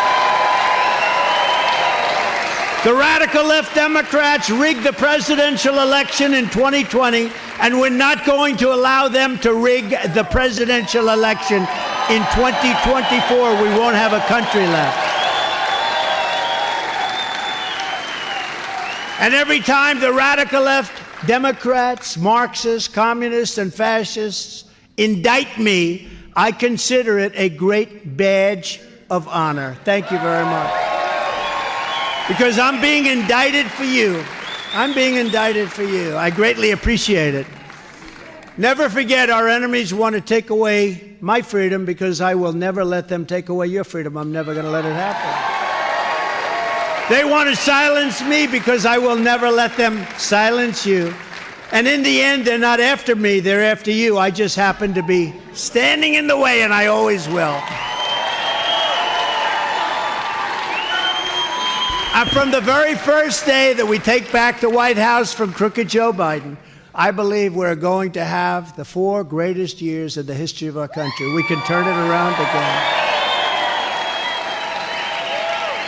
Before I even arrive at the Oval Office, shortly after we win the presidency, and it's we all together, it's a we, it's not me, I will have the horrible war between Russia and Ukraine settled. I will get it settled quickly. Horrible war. Would have never happened if I was president. And by the way, October 7th, Israel would have never happened. Iran was broke. They had no money for terrorists, for Hamas, for Hezbollah. We will restore peace through strength like we're supposed to. We're supposed to be strong and powerful, and you don't have to use it just because you have it. I rebuilt the entire military. You don't have to use it because we have it. Kill people all over the place. Horrible, horrible. Spend billions and billions of dollars doing things for other countries that hate you. They don't even want you there. We're going to rebuild our cities and become a beacon of hope, safety, beauty, better than ever before. We're going to rebuild our cities. We're going to work with Democrat mayors who are running, in every instance, running them. Democrat mayors and many Democrat governors. And we're going to rebuild our cities. We're going to bring them back like they used to be, and we're going to make them safe places again. We're going to give our police their power back, and we're going to give them immunity from prosecution. So they're not prosecuted for doing their job. We'll take over the horribly run capital of our country, Washington, D.C., and clean up, renovate, and rebuild our capital city so that it's no longer a nightmare of murder and crime, but rather it will become the most beautiful capital anywhere in the world. On day one, I will sign a new executive order to cut federal funding for any school pushing critical race theory, transgender insanity, and other inappropriate racial, sexual, or political content onto the lives of our children. I will not give 1 penny to any school that has a vaccine mandate or mask mandate. I will fully uphold our under siege Second Amendment. It is under siege like never before. We will protect innocent life and we will restore free speech rapidly. And I will do something that's very important to me, maybe more important to me than any other person in the world. I will secure our elections, because you know what happened in 2012. Our goal will be one-day voting with paper ballots, proof of citizenship, and voter ID.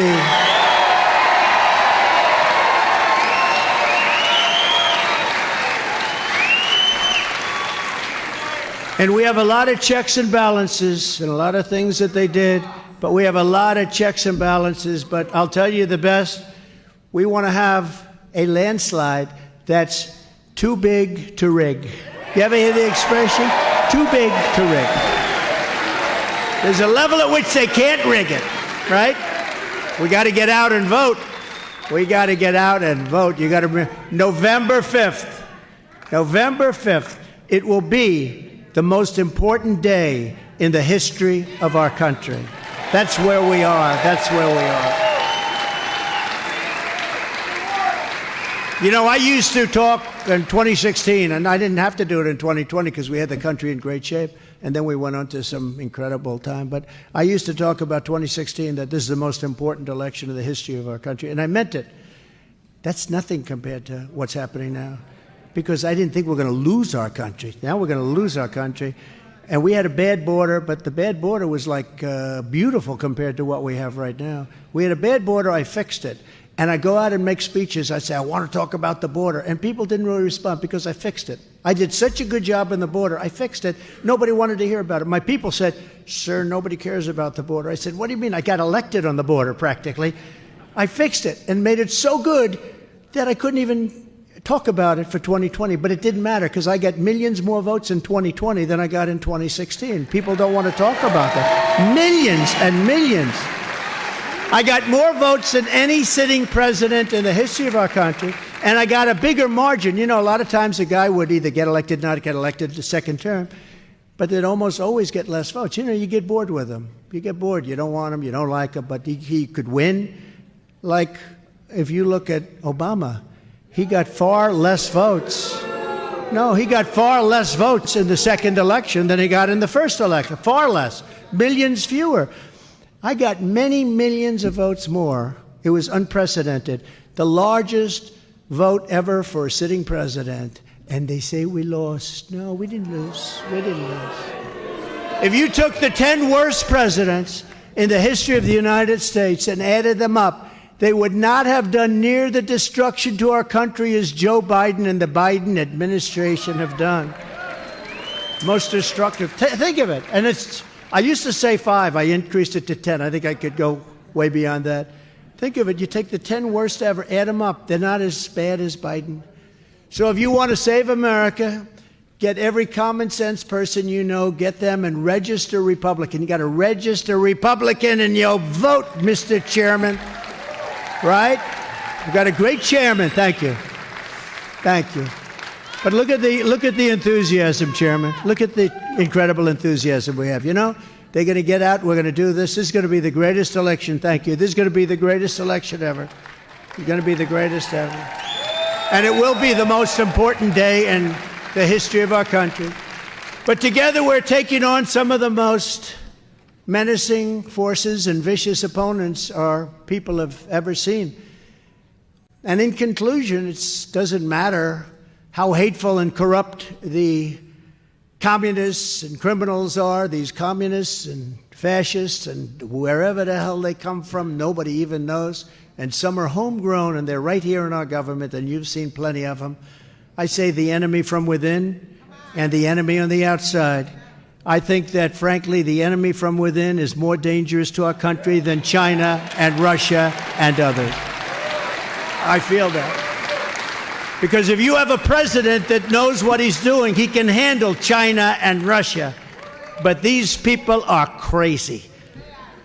And the enemy from within is very dangerous, criminals that nobody can believe, and we will take care of business. We're going to do the right job. We're going to be fair to everybody. We're going to do the right job. And our revenge, they say, oh, this is a revenge tour for Trump. It's not a revenge tour.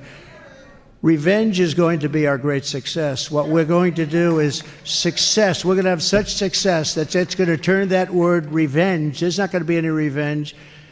We're going to make this country so successful again. It's going to be so successful. That will be our revenge. That's going to be our revenge.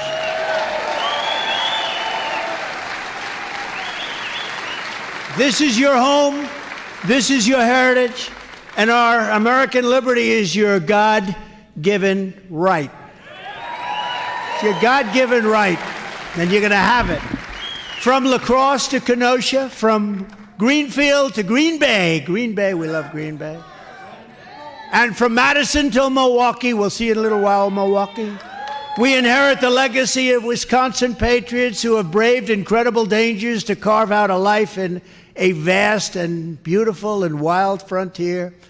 We stand on the shoulders of American giants who crossed the oceans, explored the continent, settled the Great Plains, won the Wild West, laid down the railroads, those great, great railroads, raised up the incredible skyscrapers, conquered the skies, fought 2 world wars and won decisively, mastered spaceflight, and made America into the single greatest nation in the history of the world.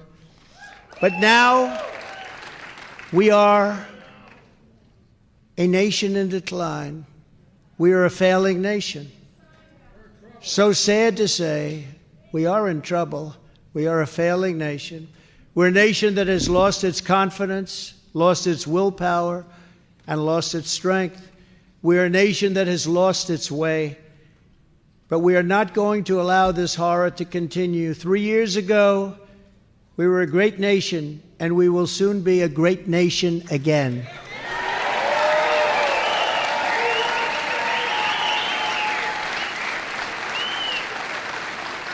It was hardworking patriots like you who built this country, and it's hardworking patriots like you who are going to save our country. You're going to save our country. We're all going to save our country. We will fight for America like no one has ever fought before. 2024 is our final battle. With you at my side, we will demolish the deep state. We will expel the warmongers from our government. We will drive out the globalists. We will cast out the communists, Marxists, and fascists. And we will throw off the sick political class that hates our country. We will rout the fake news media. We will drain the swamp. And we will liberate our country from these tyrants and villains once and for all.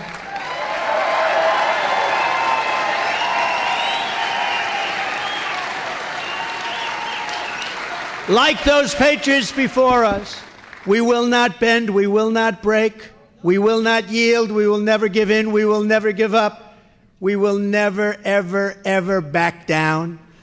With your support, we will go on to victory, the likes of which no one has ever seen before, and we will evict crooked Joe Biden, the worst ever, from the White House on November 5th, 2024. It is the most important day. The great silent majority is rising like never before, and under our leadership, the forgotten man and woman will be forgotten no longer. We are one movement, one people, one family, and one glorious nation under God. And together we will make America powerful again. We will make America wealthy again. We will make America strong again. We will make America proud again. We will make America safe again. And we will make America great again. Thank you. Thank you, Wisconsin. Thank you, Wisconsin.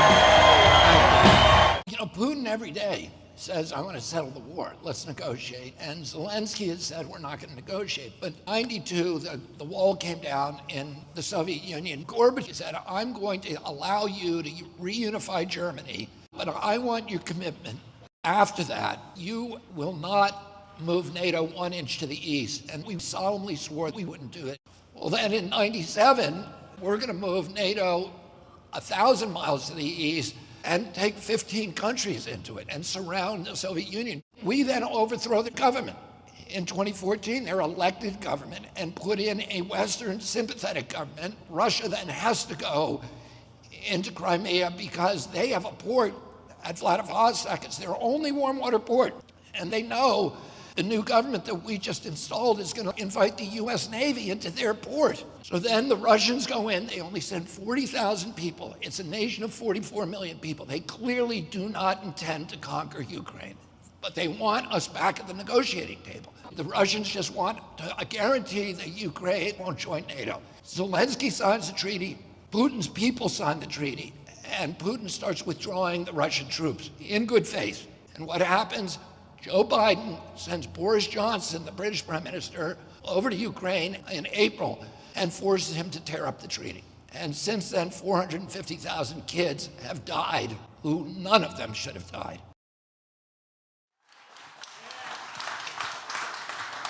Hi, everyone. Welcome. Thank you for coming out. We're glad you all could make it for this big event. I'd like to introduce Will Boothby. He's the Northeast Regional Director. Will.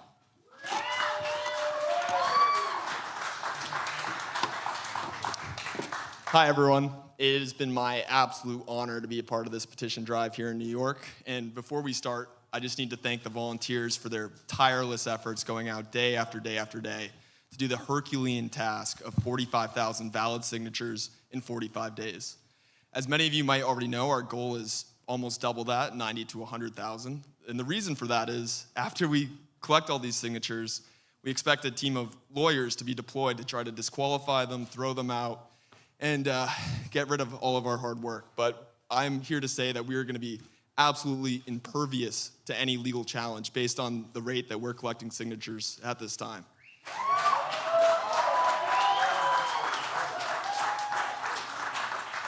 So thank you very much. This has been an absolute honor for me. Thank you to all the volunteers, and I'm proud to welcome Mr. Kennedy to the stage. Thank you. Thank you very much to Will Boothby, and thank you to all the volunteers who've given their heart and soul to this effort to get us on the ballot in New York State, something that was considered impossible, but I think we already have enough ballots or signatures to qualify, and we're continuing to collect them until we at least double our requirements. So thank you.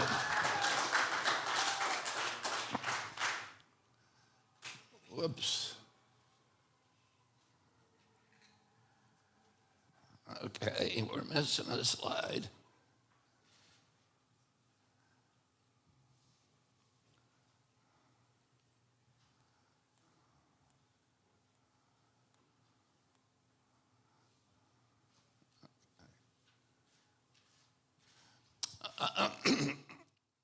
Bridget, will you just check the slides? I'll make do without this one. It is. Okay. All right, these are just some recent polls that we actually just pulled up this morning, but 74% of Americans are dissatisfied with the way things are going in the United States. In 2013, 85% of young people in our country said that they were very proud to be American. The same poll taken in 2023, so about four and a half months ago, only 18% of Americans say they're proud to be American, of young people. So somehow during the terms of the last two presidents, most of this generation has lost faith in our country and lost hope for their own future. And 74% of Americans say that they're not satisfied with the way things are going in our country, that we're on the wrong path. There are 20 or 30 other polls, we looked at them this morning, that say the same thing with different numbers. President Biden, President Trump acknowledge these polls. They blame each other. President Biden says it's President Trump's fault. President Trump says it's President Biden's fault. The two of them presided over the country when they saw this vast decline in faith in America. And what I would say is that neither President Trump or President Biden are capable of giving us the kind of leadership to change these data points. President, and some of you who have been on the campaign trail with me have heard me say over the past few weeks that President Trump and President Biden are very, very different. Their dispositions, their personalities, the way that they approach life, the way they approach other people, the way they present themselves. And ideologically, they couldn't be more different. But in terms of the issues that actually keep them apart, it's a very, very narrow Overton window. It's abortion, it's guns, it's the border security, it's transgender issues, and a few more. They're all the culture war issues. These are all important issues, but they're not the existential issues that will change this metric. The issue that actually gives people hope in their country, young people hope in our country, that restores our moral authority, that restores the industrial base of our country. And I would say to you that neither President Trump or President Biden has the capacity to change those things. One example is the budget deficit, $34 trillion. Over the past 100 days, President Biden has added $1 trillion to that. Within 5 years, every 50 cents out of every tax dollar that we collect is going to go to servicing the debt. Within 10 years, 100%. And neither President Biden nor President Trump, during the entire course of this campaign, has explained what they're going to do to change that. The issue of the polarization, which is tearing our country apart, this toxic division that's worse than at any time since the American Civil War. President Trump can't change it, and President Biden can't change it because they're part of it. They're feeding it. They're telling us to hate each other. They're telling their followers to be fearful, to be hateful towards the other guy's followers, so they're not going to change it. The winding down of the war machine, the unraveling, President Biden has no inclination or desire to wind it down. For him, it is, and for his entire career, it's been the premier, the lead foreign policy tool. President Trump has promised repeatedly that he will wind it down. But look what happened last week. He colluded with Speaker Johnson and with President Biden to send $61 billion to Ukraine. Oh, it's not going to end. When he was in office, although he promised to wind down the war machine, he brought in John Bolton to run the NSA. He brought in Mike Pompeo to run the State Department and CIA. These are swamp creatures. This is not about draining the swamp. Neither of them has the capacity or the inclination to stop our government from lying to us. My first day in office, I'm going to issue an executive order announcing that any government official or employee who lies to the American public in conjunction with his official duties will immediately lose his job. Oh, if President Trump or President Biden had the inclination to do that, they would have done it when they were in office. The chronic disease epidemic that is now debilitating 60% of our kids, $4.3 trillion a year, 5 times our military budget. Neither of them has made any, both of them presided over it. Neither of them has made any move during all the time they were president to try to address this issue. The destruction of our soils, the addiction to processed foods. There are 1,000 ingredients in our foods that are banned in Europe.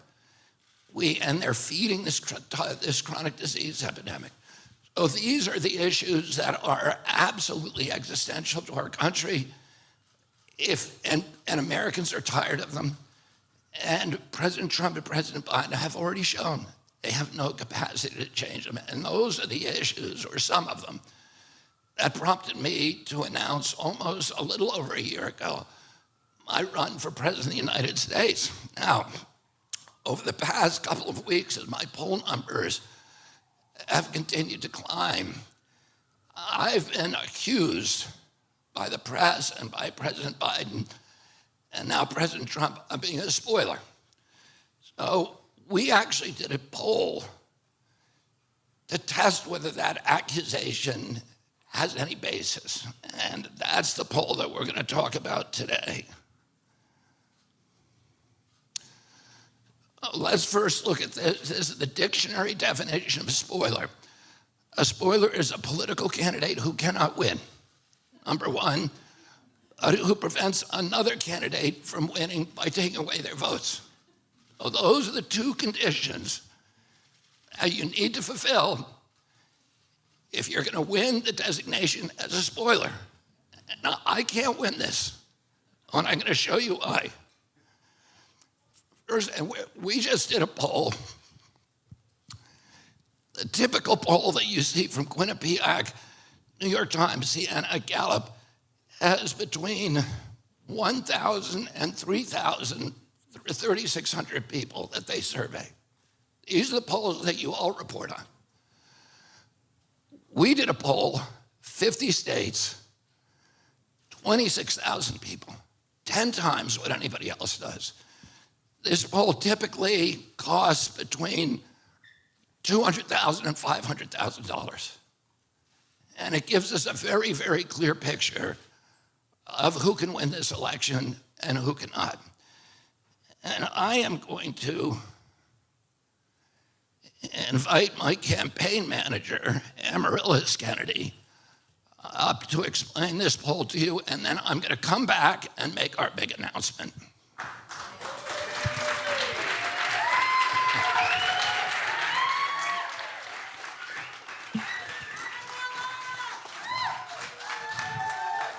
Hi, guys. Thank you so much for being here. Oh, hey, Bobby, can I have the clicker? Sorry. Brilliant. So, as you just heard, there are a few things that set this survey apart from all of the other polls that you're going to see floating out there in the media. One of them is the sample size. Whoops, hold on, go back. So as you can see here, more than 10x most of the other polls that are out there. And of course, the more people who respond, the more accurate the results. So most of these polls have margins of error in the 2%, 3%, sometimes even 4% range. The Zogby Strategies 50-state poll, 26,408 respondents, and the margin of error is 0.6%. The other thing that sets this aside is that rather than being a national poll, this is a 50-state poll.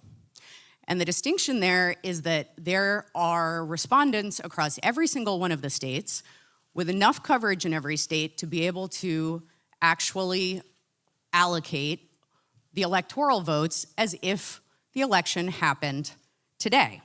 Now, why does that matter? As you all know, we live in the electoral college system. They call it winner takes all because the candidate who gets the plurality in each vote, with the exception of Maine and Nebraska, get all the electoral votes. That seems obvious to all of us. Everyone knows it in politics, everyone knows it in the media, and yet still point to national polls as an indication of who's going to win.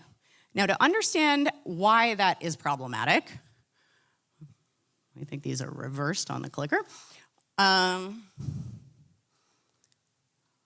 Harken back, if you will, to 2016. This is the most recent example you'll all remember of a candidate winning the national electorate popular vote and losing the White House. Imagine that you had the most accurate national poll that has ever been done, a 0.0% margin of error that was taken the day before the 2016 election. It would have told you that Hillary Clinton was going to be the president, and most of them did. And it would have been wrong, and most of them were. Donald Trump ended up winning that election. We all know the rest.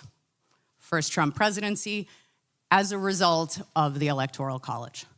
And so, maybe that was the reason that the DNC made their fateful decision to back Hillary Clinton instead of Bernie Sanders, who could have actually beaten Trump. But in any event, we are here today to make sure that America doesn't make the same mistake again. And to do that, we needed to be able to actually tally up the electoral votes rather than just do a national head-to-head race. So, with that, I'm going to show some data. I want you guys to know that there is going to be a QR code and a website at the end. It is going to have all of the 50 state data for all of the horse races I'm about to show you, high-resolution graphics, so on, so don't feel like you need to write down numbers. And we'll give you guys a chance to digest it all and then can answer your questions over the next week or two.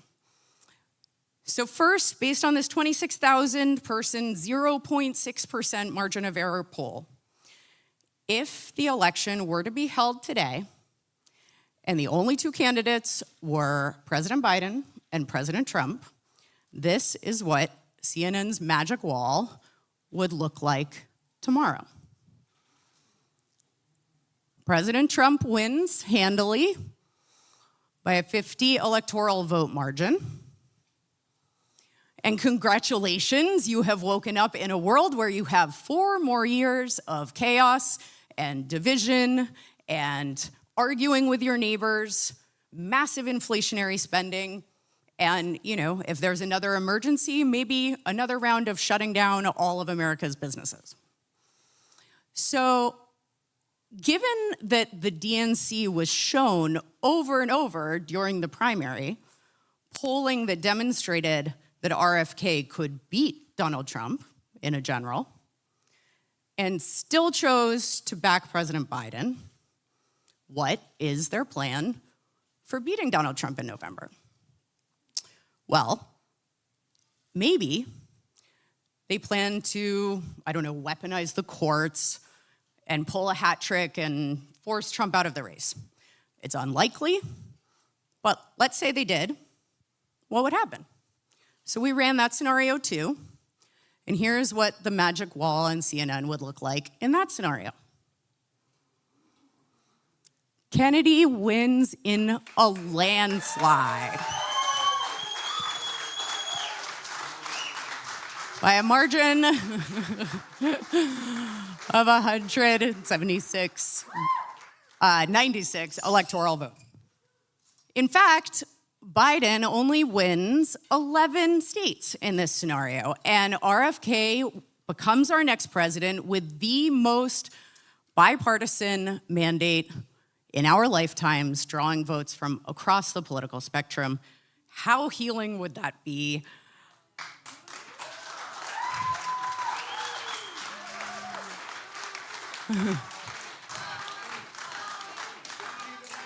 Viva Kennedy. And yet, I think given that Donald Trump seems to be pouring all of his donor dollars into his legal defense, and the courts seem to have retained a shred of their apolitical objectivity, I think we can all agree that Trump dropping out is pretty unlikely. So, is there any scenario in which President Trump participates in the election and doesn't win it? Yes, there is exactly one. And that scenario is that President Biden acknowledges that he cannot win, not in a 2-way, not in a 3-way. We ran them both, and makes good on his 2020 pledge not to seek re-election and allows Robert F. Kennedy Jr. to beat President Trump and save us all 4 years that we dread. Now, I realize that it might seem preposterous to suggest that a candidate should drop out just because they can't win, and by being in the race, they're preventing someone who could win from doing so. I might even agree with you.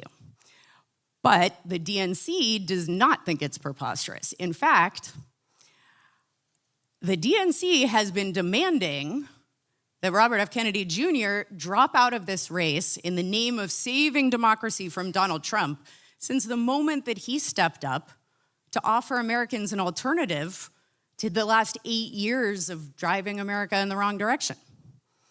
The DNC surrogates have said over and over on every television show that will give them airtime that Bobby Kennedy is a spoiler, and it is time for him to drop out to save our nation from the terror of Donald Trump. So let's take another look at this term spoiler.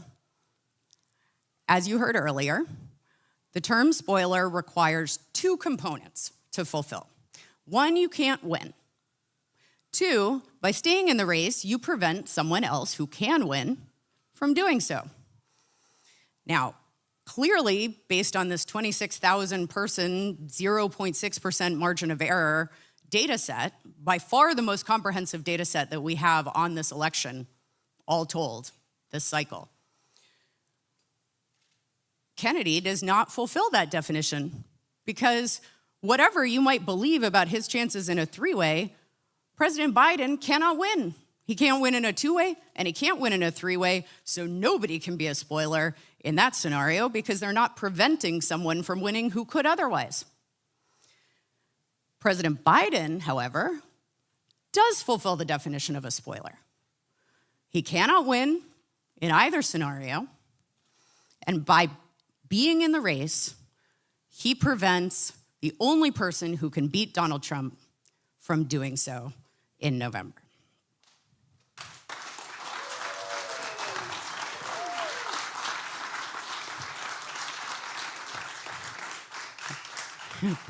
How do you like them apples? So, the question is, will President Biden heed the dire pleas of the DNC and, as the spoiler responsible for handing Trump the election, bow out and let Bobby beat Trump and save democracy? Or will he hand the country back over to Donald Trump out of stubbornness?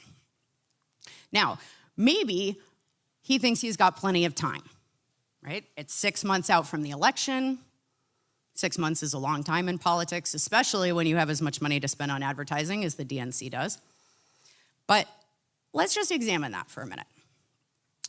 President Biden is the sitting president of the United States. He has the biggest bullhorn in the entire world, and he's had it for over 3 years. He's also spent $46 million on advertising already this cycle. $46 million while Americans are staying up at night trying to figure out how to pay for their groceries. We've spent around $2 million, and most of that has been in service of signature collection to even get on the ballot, which President Biden doesn't have to spend anything on. So given that his campaign has outspent ours by more than 20-1, has this boosted his support? Could we see this as an indicator that more spending to come could reverse what we've just seen? Well, let's take a look. So, starting with a website. Here we are, more monthly website visits, but not just that as a metric, all the metrics. We have more visits, we have longer visit duration, we have more pages per visit, we have a lower bounce rate, more page views, more engagements. There are several more pages after this, but I'm sparing you. Not everyone uses websites anymore. Some people rely on social media. Maybe that's where his advertising dollars are really shining. So Bobby and our campaign outperform Biden's campaign in both engagement and growth on every single platform. So not showing up on social media either. And you really have to ask yourself in this scenario, okay, so if spending 20-1 against your competition leaves your competition gaining on you in every way, maybe they're just planning to rely on President Biden turning up a charm offensive. He's got 6 months. He can convince voters to change their mind and vote for him in that time, right? The challenge there is that in August of 2023, 77% of Americans believed that President Biden was too old to seek re-election. And now 86% of Americans believe that President Biden is too old to seek re-election.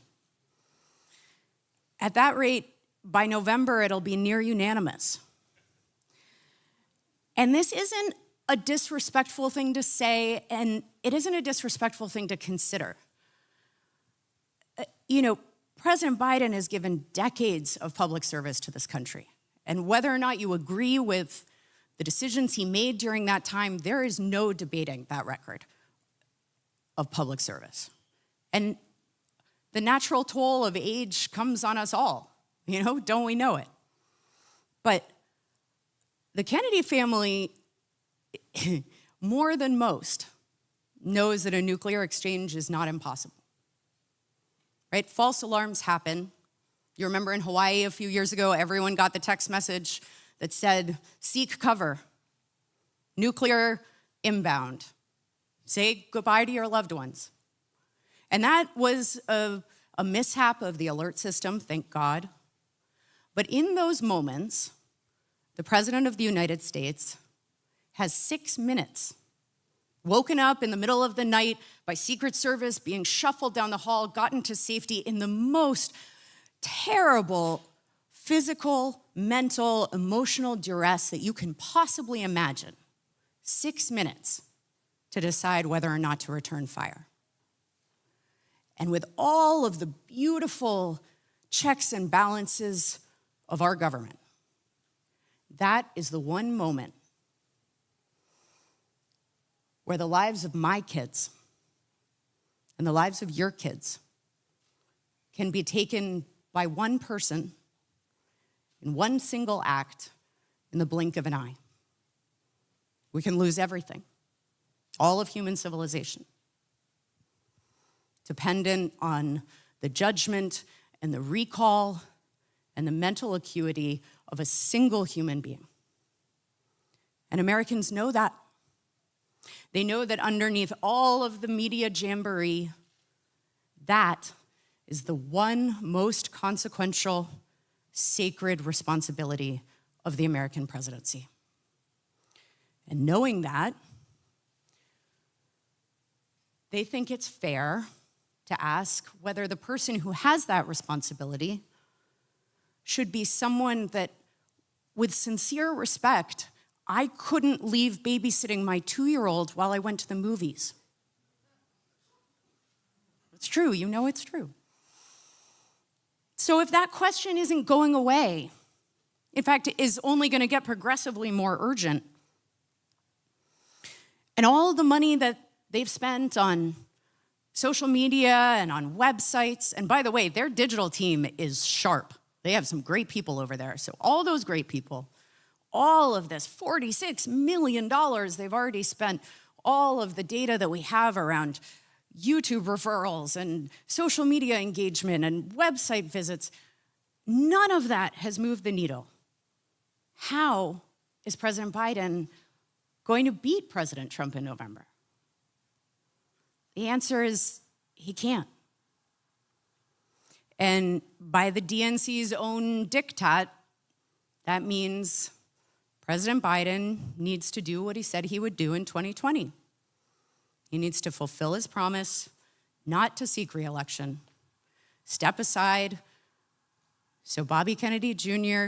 can beat Donald Trump, save us from sliding back into another 4 years of chaos, and get our country back on track. So, as promised, here is the website, Kennedy24.com/spoiler. There was a QR code on there, but looks like you're gonna have to type it in the old-fashioned way. Sorry, folks. And what you will find there is all of the state-by-state results for each of these horse races, so you can dig in, digest over the next few days, reach out. We can have as many conversations as you want. And with that, I'd like to turn it back over to the future President of the United States, Robert F. Kennedy.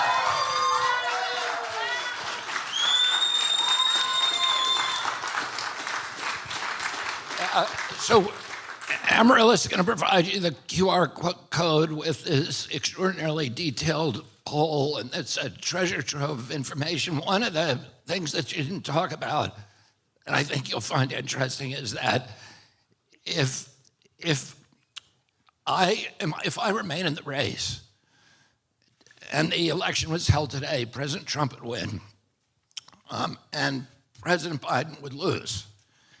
If I got out of the race and the election were held today, President Trump would win, but he'd win by much more.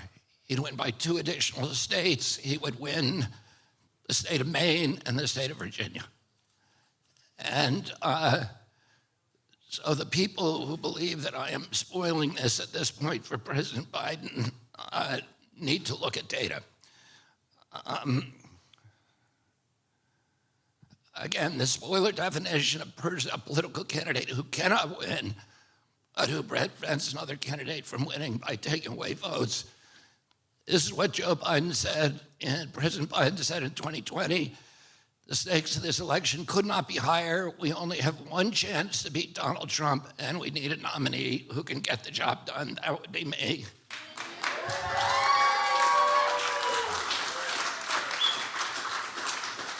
And hear what he pledged in 2019. If you can persuade me there's somebody better who can win, I'm happy to not do it.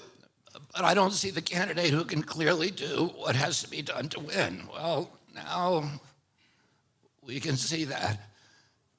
And by the way, our poll is not unique. Every poll that has posed this question, a head-to-head race between President Biden and President Trump and a head-to-head race between me and President Trump, has said the same thing, that I perform much, much better against President Trump than President Biden does. Here's a poll that was done by Zogby. This was in April 2024. This is one of the reasons that I stayed in the race and switched party. Oh, no, sorry, this is this one. This is the May of 2023 poll. And it showed me beating, in a head-to-head race, me beating President Trump by, I think that's, it was 14 points. No, it's 18 points. And me 24 points. And me beating Governor DeSantis by even more. Oh, the other poll, which is a recent April 2024 TMZ poll, this is a significant poll because it's 56,000 people. And it also shows me trouncing President Trump. So anybody who has doubts, any of the media organizations that have doubts about the outcome of our poll, these are the only polls we know about that have asked this question. I would challenge you to do your own poll and ask this question: who does better in a head-to-head race against Donald Trump? Is it me or is it President Biden? And that could be consequential because this is the no spoiler pledge, which we're announcing today. This is a pledge that I offer to take if President Biden also takes it. Both parties agree to co-fund in mid-October a 50-state poll with 30,000 or more likely voters. So this is essentially, effectively, zero margin of error in October of 2024. The survey will test the results of a head-to-head race, pitting President Biden against President Trump, and a second head-to-head race, pitting me against President Trump. Both parties, whoever performs weakest against President Trump in a two-man contest, will drop out of the presidential race. So this is a spoiler pledge. And by the way, I'm happy to make this same pledge, although President Trump is not a spoiler because he can actually win. But I'm happy to make this same pledge with President Trump because I can do better against President Biden than President Trump can. Oh, people who are frightened, who are voting for President Trump because they're frightened of President Biden should be supporting me. And vice versa. And ultimately, I think what we all want in this election is that for Americans not to feel that they have to vote out of fear, that they feel that they can vote out of hope. And that is only going to happen if there's a two-way race between me and President Trump or me and President Biden. The other thing is, if you picture what this country is going to look like in November, if either President Trump or President Biden won, the division is going to continue, the anger, the vitriol, the chaos, the polarization is going to worsen. The only way to end that is through my successful candidacy. I want to thank all of you for coming out here today. God bless you, and thank you very much.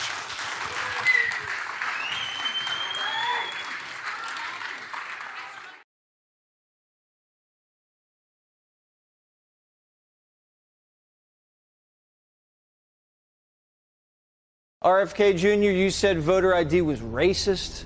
Is that true? Maybe. I didn't see it.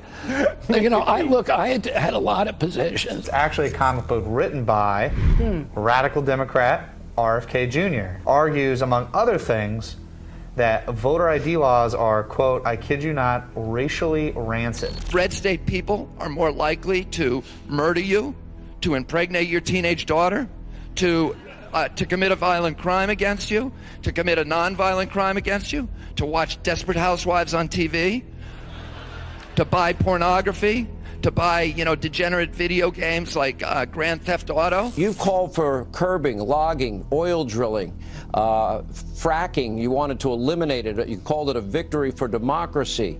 You want to curb U.S. fossil fuel extraction. Keep it in the ground, you once tweeted. You want a ban on fossil fuel extraction, a ban on fracking. They are contemptible human beings, and that, I wish that there were a law you could punish them under. I think the Green New Deal is, all of that stuff is important, it's good, we ought to be pursuing it. I believe that we should use market mechanisms like carbon taxes. There's going to be major disruptions, not just to humanity, but ultimately to civilization. And this is part of the cost that we're paying for our long-time deadly addiction to coal and oil. You called the NRA once a terror group. You've supported over the years Democrats, Gore, Kerry, Obama, Hillary. You've praised Bernie Sanders multiple times. You support affirmative action. Senator Bernie Sanders is finally endorsing Hillary Clinton today. Do you endorse her? Is she that leader? Yeah, and I'm very close to Bernie. And a huge admirer of Bernie Sanders. My family has a long, long relationship with Joe Biden, 40 years. I have a personal friendship with him. Do you regret endorsing Al Gore, John Kerry, Barack Obama, Hillary Clinton, and Bernie Sanders over the years? I like Bernie Sanders. I voted for Barack Obama. I don't regret that.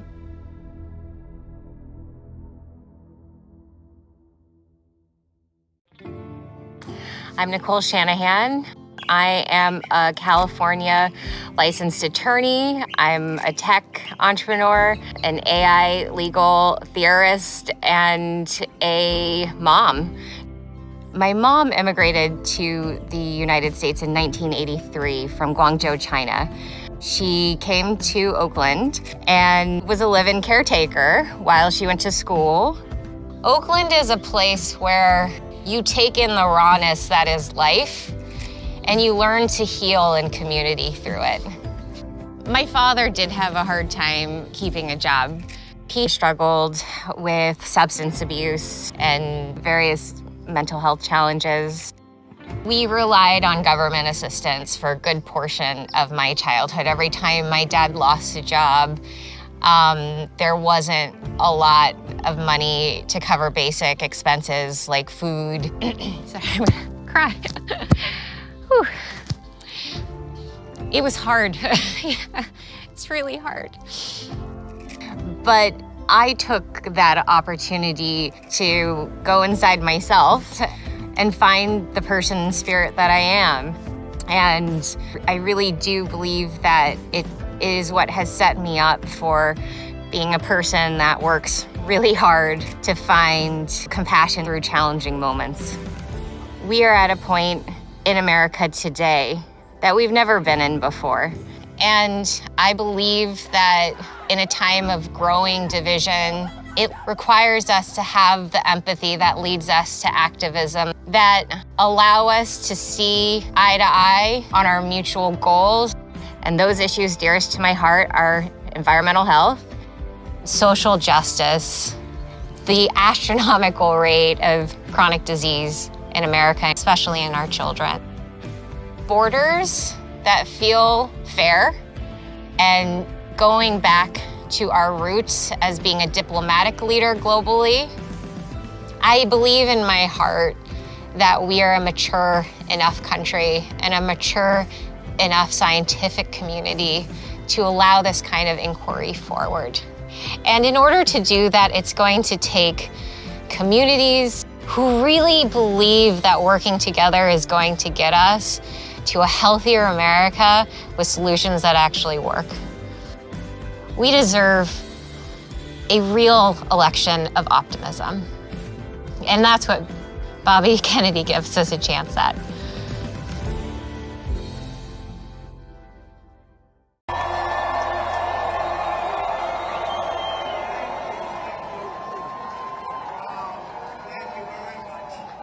Hello, Michigan. It's great to be back in this beautiful state with thousands of proud, hardworking, God-fearing American patriots, which is what you are. With your help, we're going to win Michigan this November. We're going to elect Mike Rogers to the U.S. Senate.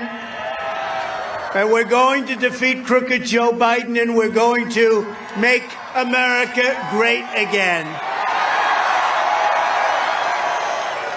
Last week, we saw numbers showing clearly that the economy is crashing, with GDP growing and plunging and all over the place. Nobody knows what's happening, especially Biden. But GDP growth was plunging by more than 50% in the first quarter this year.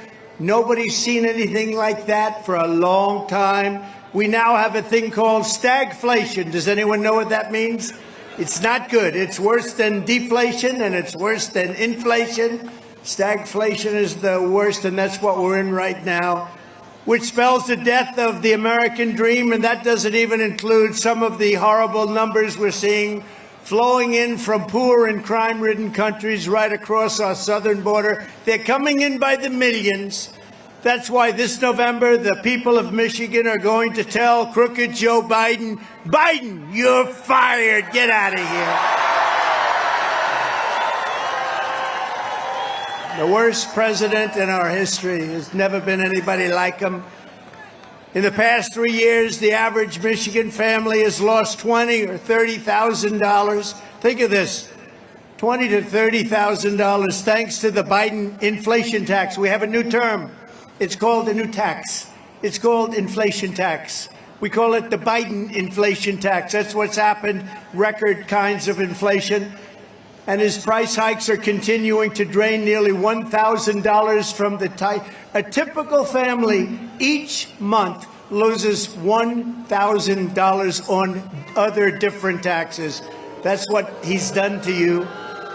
And by the way, for the auto workers, we'll talk about it later. Your cars are all going to be made in China. Congratulations. That's the dumbest thing I've ever seen. Chicken is up 24%, baby food is up 30%, eggs are up 50%, gasoline is up 54%, airfares are up 33%, and the 30-year mortgage rate just hit 7.6%. When I left, it was 2.6%. We had no inflation. Everything was so good. Bidenomics is flat-out economic warfare and welfare on the American middle class and low-income people. It's a disaster. If Joe Biden wins this election, the middle class loses. But if Trump wins, the middle class wins. People of low income will start their journey toward the American dream. Michigan wins and America wins. That's what's going to happen. That's what's going to happen. Just days ago, Crooked Joe vowed to impose the largest tax in the history of America. It's going to be the biggest tax hike in the history of America. Biden said the Trump tax cuts are, quote, going to expire, and I'm not going to renew them if I'm reelected. He had no idea what the hell he was saying, so it doesn't really matter. That means under Biden, a single individual earning $75,000 a year will see an almost $2,000 tax hike, and a family of four earning $165,000, think of this, will see close to $3,000 in tax hikes over and above what you're paying right now. But instead of a Biden middle-class tax increase, I will deliver a Trump middle-class tax cut, the likes of which you've never seen before.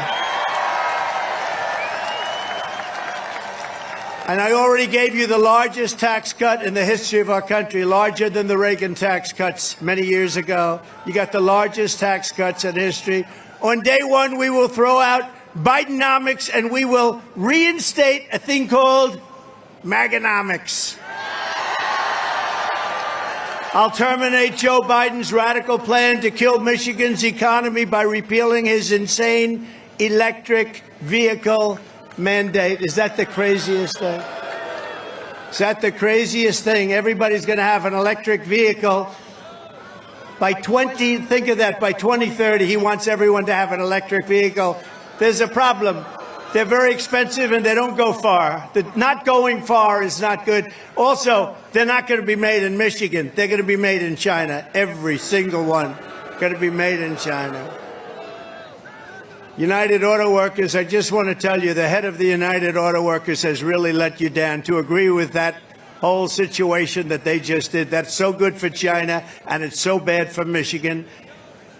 But I'm going to turn it around. We're bringing the car industry back to Michigan. We're going to put tariffs on foreign cars, and we're bringing the car industry. We're putting tariffs on foreign cars. We're bringing the car industry back to Michigan. The Biden electric vehicle mandate will be an economic bloodbath. You know, they like to use that word bloodbath now. When I said it, it was perfectly stated. They make it sound bad, but it will be an economic bloodbath. Crooked Joe will rip out your auto jobs and send them immediately to China, who, by the way, you know, he's a Manchurian candidate. He makes a lot of money from China. They give him a lot of money. What's that all about? Under the Trump administration, we're going to take jobs out of China and bring jobs back to Michigan. We're going to keep Chinese cars the hell out of America. We don't want them. We don't want Chinese cars. Joe Biden wants to take your gasoline-powered cars and trucks, all about within 6 years, he wants to make them electric. It doesn't work. You know, if you want an electric car, I think it's great. I'm all for it. But if you want a gasoline combustion, if you want to have a hybrid, whatever the hell you want, you should be able to get. Everything will go to very expensive electric vehicles, which don't go, they just have such problems. But they have one problem that is insurmountable. If I want to drive from beautiful Michigan, let's say to Mar-a-Lago. What do I have to do? Stop about 7 times? It's ridiculous. The whole thing is ridiculous. And they want to turn army tanks all electric.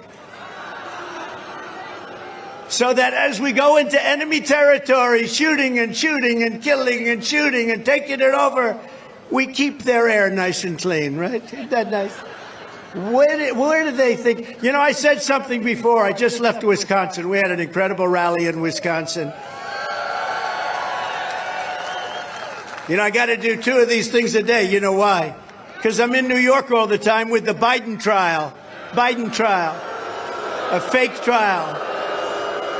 That all of the legal scholars say is a disgrace. It's a fake trial. They do it to try and take your powers away, try and take your candidate away that's killing them in the polls. You know, if I didn't run, or if I was like in 4th place or 5th place or not doing well, none of those trials would exist.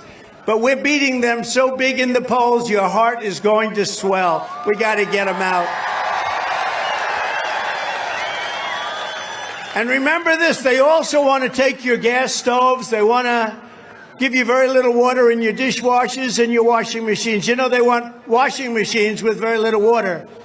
And I'm talking about in states like your state, you don't have a water problem. You do have a water problem. You have too much water.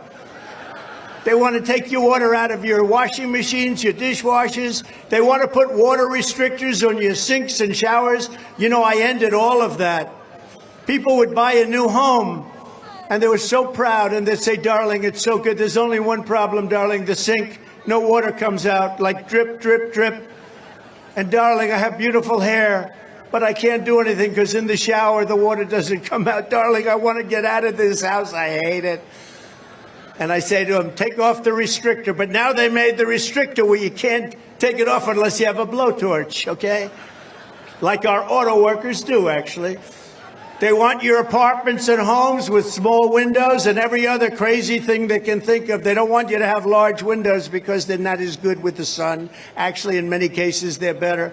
I will end all of these ridiculous quality of life destroying mandates just as I did just 3.5 years ago. And days ago, crooked Joe Biden finalized a radical rewrite of Title IX education rules that will impose the most extreme left-wing gender ideology on every school in America. And I know you'll be extremely happy to know that the new Biden policy is to let men into every girl's bathroom. That sounds reasonable. Every bathroom, every locker room, ladies get ready because the men are coming in.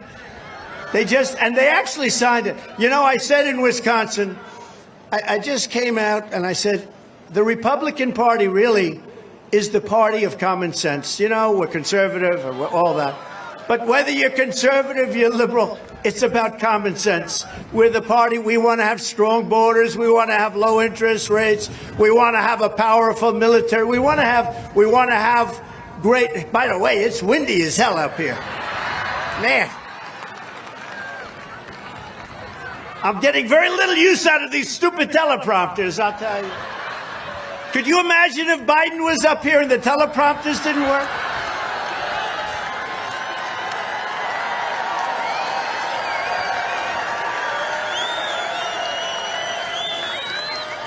He's no good even when they do work. You know, it still doesn't work. If I blow off the stage, I'll be right back up, I promise. But the gender policy, all of the different things that he's done, they're so bad. It's an attack on women.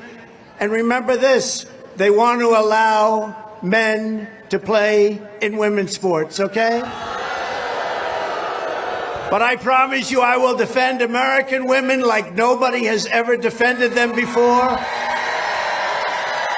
And under the Trump administration, this lunacy will end. On my first day back in the Oval Office, I promise you it will end immediately. And regarding the squatters, where you have a problem, and by the way, you have a terrible governor. I hope you know that. Terrible.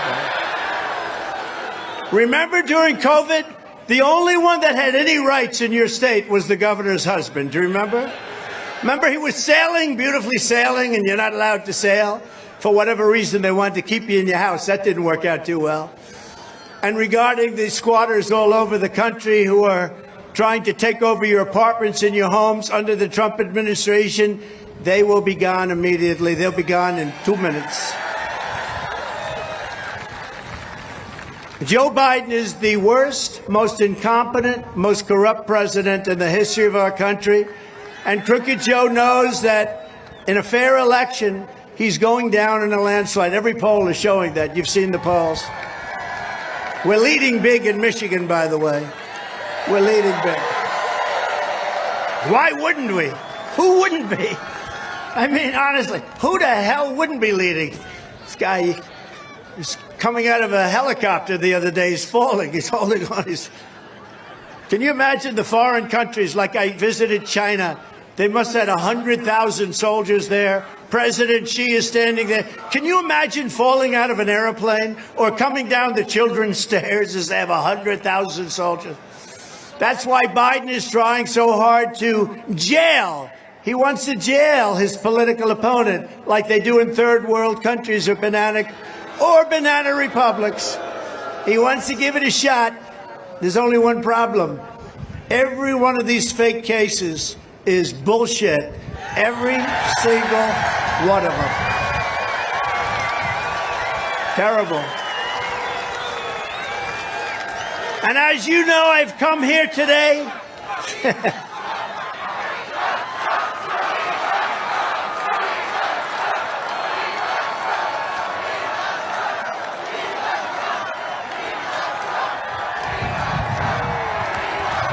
Thank you. Thank you. Thank you very much. What a crowd.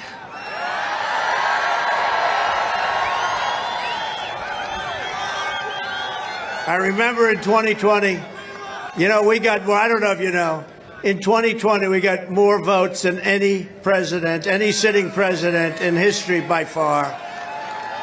And by the way, there's no way he got 80 million votes, in case you had any question. We got more votes than any sitting president by far. They said if I got the 63 million that I got the first time, which we won, that there was no way I could lose. I got millions and millions of more votes than that. And they nipped us. They just nipped it. We're not letting that happen again. We're not letting that bullshit happen again. We're not going to let it. As you know, I have come here today from New York City, where I'm being forced to sit for days on end in a kangaroo courtroom with a corrupt and conflicted judge enduring a Biden sideshow trial at the hands of a Marxist district attorney, Soros backed, who's taking orders from the Biden administration. They're all of these trials. By the way, so if I didn't run, or if I came in fourth, I'd have no problem right now. I'd be in a beautiful someplace. I'd be someplace, but you know what? Honestly, look at this crowd. I'd rather be with you. I'd much rather be with you. Much rather. I'd much rather be with you. But what you're witnessing in New York is not a legal proceeding. It's an unlawful exercise in very stupid and very evil politics. But here's the good news. It's driven the poll numbers higher than we've ever had before. Because people get it. It's a scam, and they get it.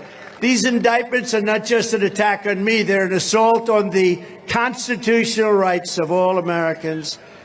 Remember this, Alphonse Capone. Has anyone ever heard of Al Capone? Scarface. He would kill people if he looked at them and didn't like them. They'd be dead the next morning. They'd never find the body. He got indicted less than I did. Do you believe it? Scarface. I got so many indictments. One day I came in, sir, you've been indicted twice today. I said, oh boy, I thought it was going to be 3 times. That's incredible. Now, these are corrupt people. They did this because it's an attack on a political opponent. And a lot of political opponents wouldn't do too well under those circumstances. But I have a relationship with the people, and I explain it to them, and they understand it's a scam, and they understand it's the worst president in the history of our country by far, who couldn't get elected dog catcher, except that he's in a party that's really, really good at cheating. That's one thing. They're not good at policy. They're horrible. Open borders, high interest rates, high taxes, bad military. Everything's bad. No home.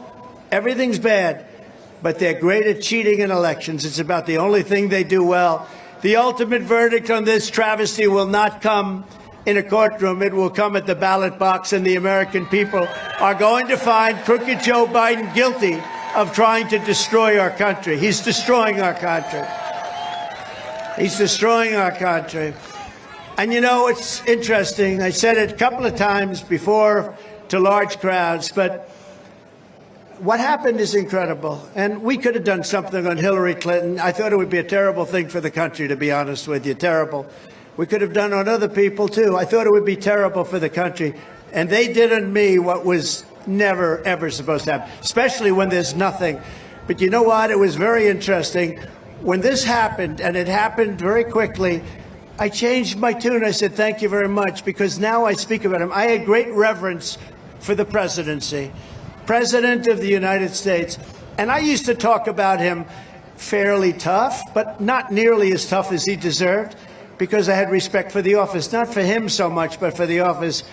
And now I say he's the worst president in history. He's the most corrupt president in history. He's grossly incompetent. He doesn't know what the hell he's doing. He doesn't have a clue.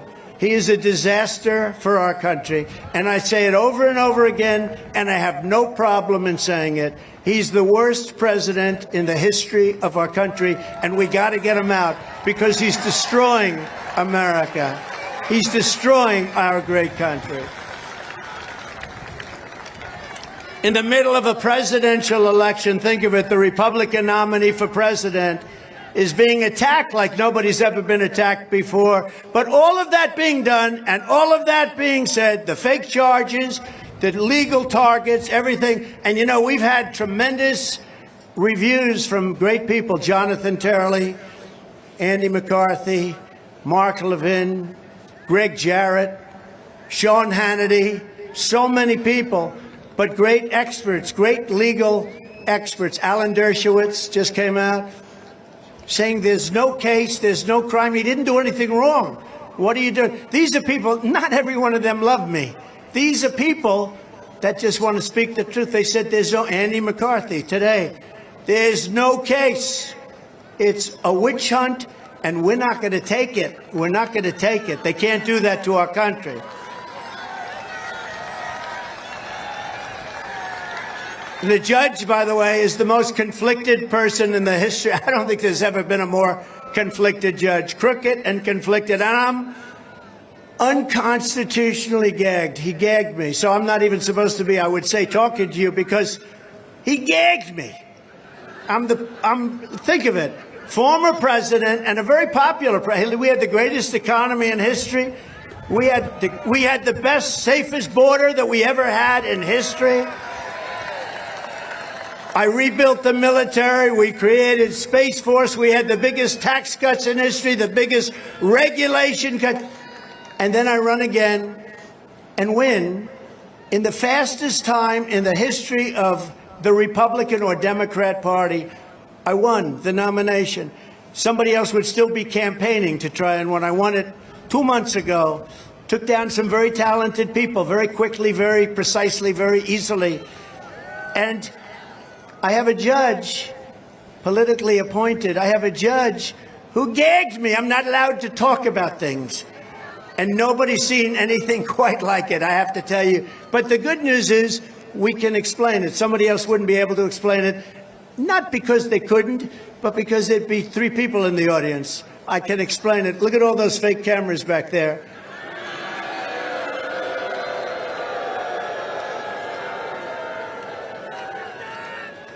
Then I had another judge. These are New York judges. I had another judge, Judge Engoron. He takes assets that are worth billions and billions of dollars, and he says, oh, they're worth just a little bit, like 18 million. He takes an asset that's worth $1 billion, $1.5 billion. He says it's worth 18 because that's his narrative. And they come out against me on something where it was absolutely perfect. And he said, oh, you're rich. Pay a $500 million fine. $500 million! And we want a bond. But the problem is bonding companies don't do bonds of that amount. They do a bond for $1 million, $2 million. They don't do bonds of $500 million. But he comes up on a perfect trial, great financial statements. I built a great company. He comes out and he finds me $500 million. And he found me guilty before the case even started. He said, he's guilty. And the guy doesn't even, the other day, he didn't know what cash was. We said, we're going to put up all cash. And he didn't know what that meant. And this is the guy that's ruling on me in New York. And then we have another one in New York who gave someone $91 million because they said I defamed her. Because I said her story isn't true, I defamed her. $91 million. $91 million. Oh, so anyway. Hopefully the appeal process works, because if it doesn't, you just don't have a country. $91 million because I defamed her. Unbelievable, and I didn't defame anybody. Businesses all over the world are watching. They're fleeing New York State because of all of this crap that's going on. They're fleeing, and they're not coming back either. They're not coming back, and hopefully the court system will straighten out, because all over the world they're watching this stuff. They're watching this current trial, and they're seeing what a scam it is, and they don't like it. Nobody likes it. But hopefully we'll win all of that stuff easily on appeal. We haven't had a decision here, but the decision here can probably only be one thing, I guess, because this whole thing, it's a rigged deal. It's a rigged deal. And we shouldn't allow this to happen in this country. We can't allow this to happen in this country. But the fact is, the important vote to me is the vote on November 5th, because it's going to turn out to be the single most important day in the history of our country, and we're going to get things straightened out.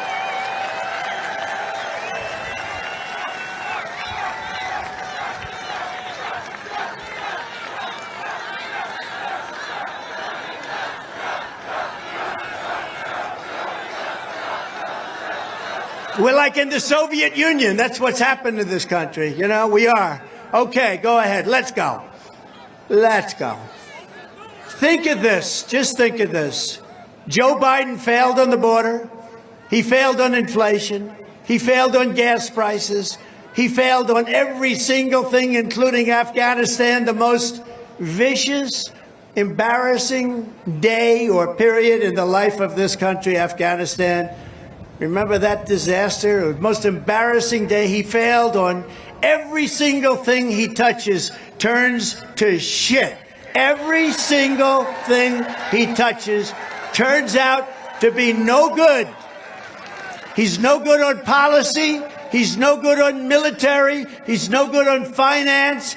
Our country is crashing. He's no good on inflation. Inflation is a disaster. It's eating you alive.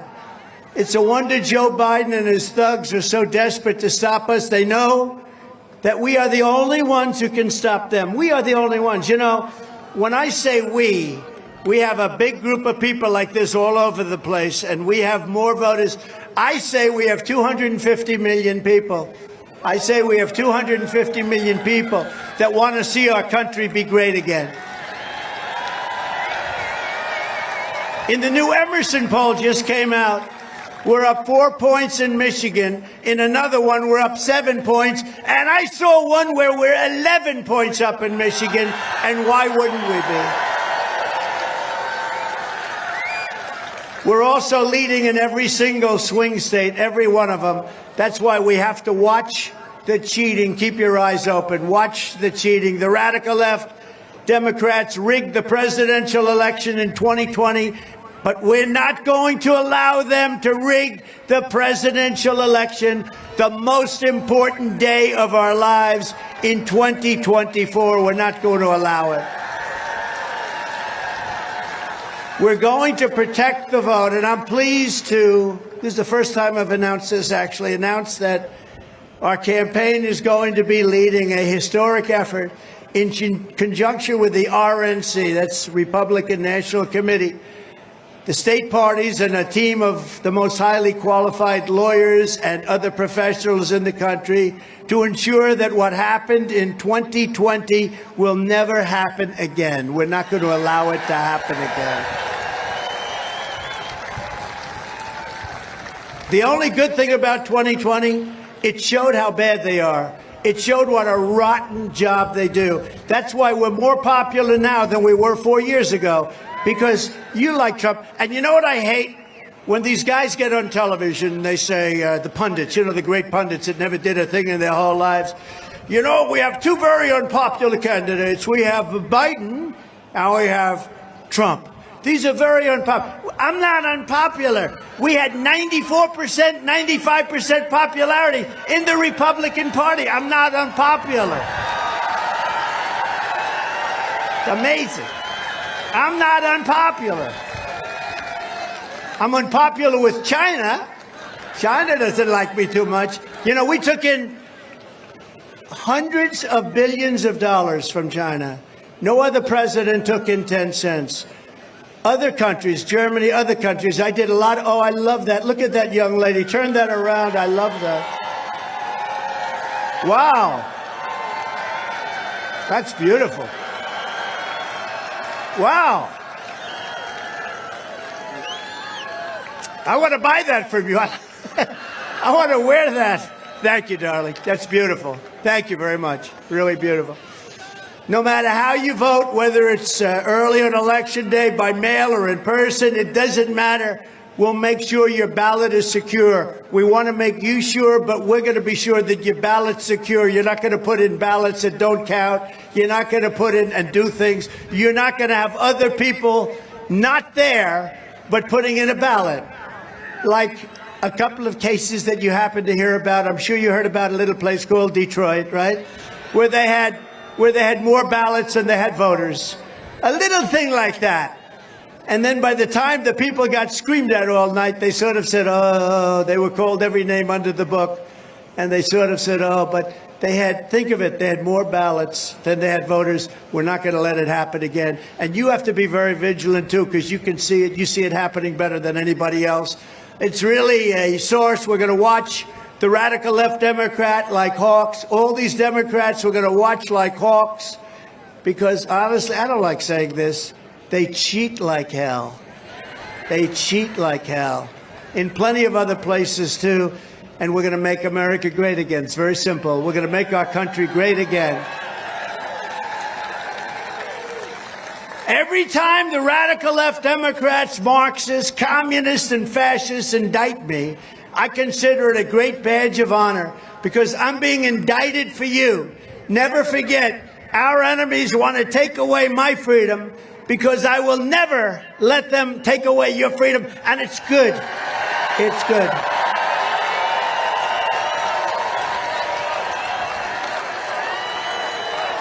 Never. And it's good that I have a good memory. You know why? Because this teleprompter is facing you, not facing.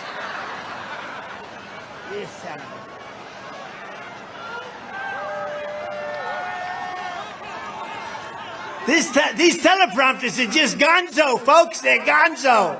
I hate to use the word folks. Cross out the word folks. You ever hear Biden? Every other word is folks. Okay, folks. It's like a nervous habit. I don't use the word folks. They want to silence me because I will never let them silence you. And in the end, they're not after me. They're after you. And I just happen to be standing in their way. Standing in their way. And I really, it's an honor to have this crowd. This is a hell of a crowd. That's a big, look at it. They go past the hangar.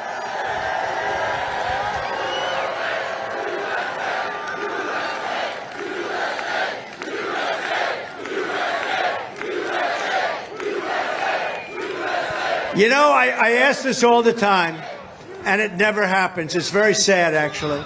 But I ask it all the time. It never happens. I want the press to take their cameras and turn them around.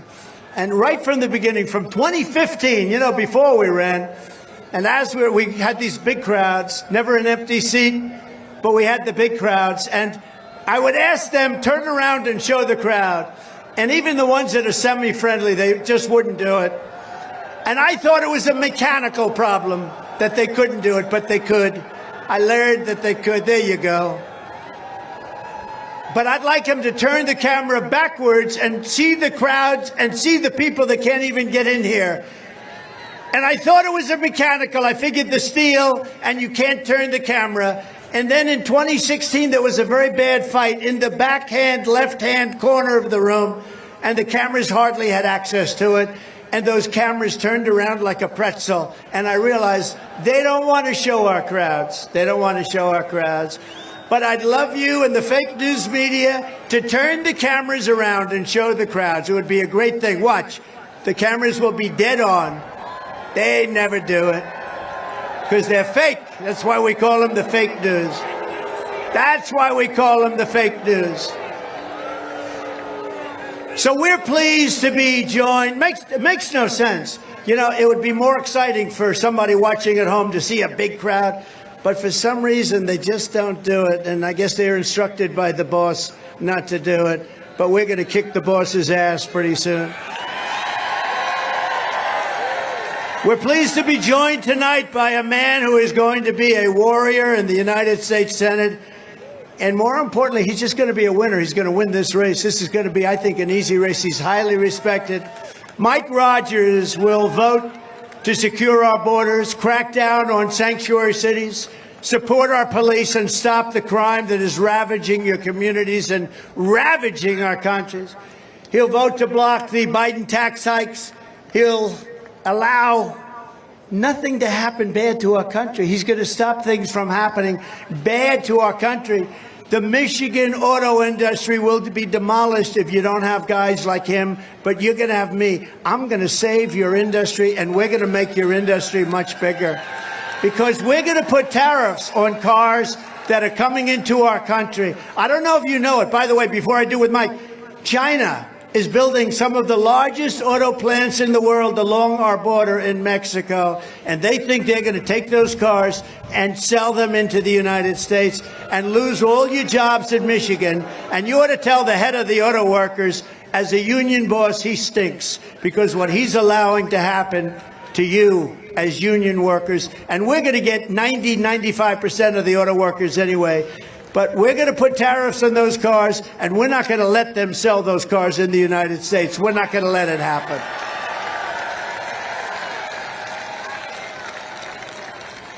Mike will be facing off against a far-left liberal lunatic named Slotkin. She's terrible. She's terrible. Not respected in Washington, laughed at, gives everything away to the opponent, very big for China. She fully supports banning gas-powered cars and trucks. She wants you by the way, especially you, somebody that's against gasoline-powered cars, you can't have them in this state. Because if you told me you want to have her, and if somebody wanted to fight me on gas-powered, then we can't make your auto industry great, because it's only going to be the hybrids and the gasoline-powered cars that are going to turn around your state. So you have no choice but to vote against her. Slotkin is also an open borders extremist who has repeatedly voted for mass amnesty. She is not, I don't think she's going to, I tell you, Mike, I think you're going to win this thing big. A vote for Slotkin is a vote to raise your taxes, kill Michigan manufacturing jobs, and flood your communities with illegal aliens and a lot of Chinese-built electric vehicles. I don't think we want them in Michigan. That's why you must vote for Mike Rogers, highly respected no matter where he goes. Mike, come on up, Mike. Come on up. Come up here.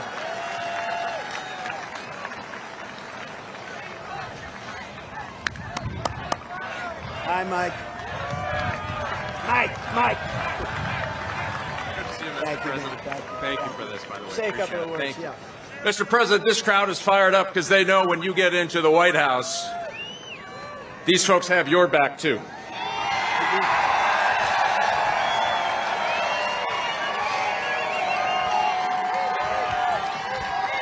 And they know, and they've been telling America, and they're going to go door to door for you, for me, for the Republican Party, and tell the rest of our state and our country that help is on the way.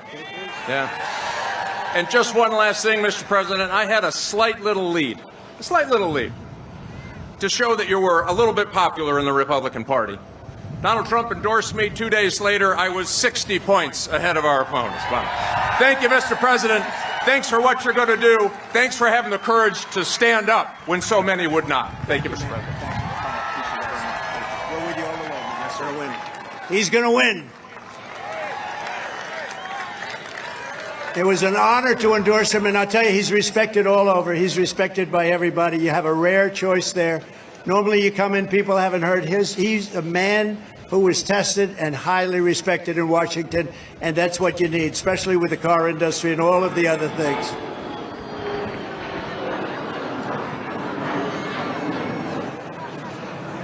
I thought that was China.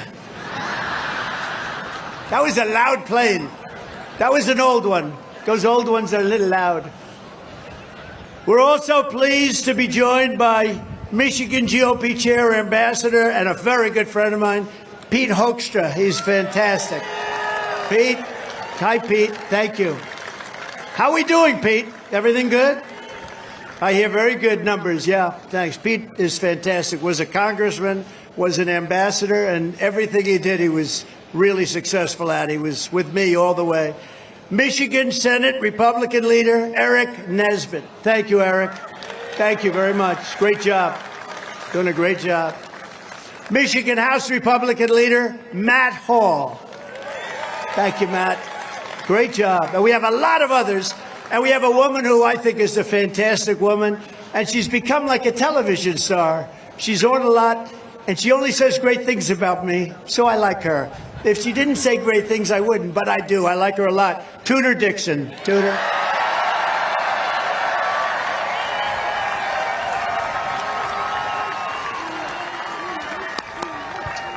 Thank you. Great job you're doing, Tudor. On day one of my new administration, I will seal the border, stop the invasion, and send Joe Biden's illegal aliens back home where they belong. Less than 4 years ago, we had the most secure, the best, the safest border by far in U.S. history. We ended catch and release. We built 571 miles of border wall. We were getting ready to add another 200 miles. We would have it done in approximately 3 weeks. The wall was all built, all ready to be put up. And then we had a rigged election, but it was all ready to be put up. But we built more than I said we were going to build, and we had another 200 miles coming. Would have been great, filled up some of the loops. And they decided they didn't want to put it up. That's when I realized they're open border fanatics. And that's the way it works out.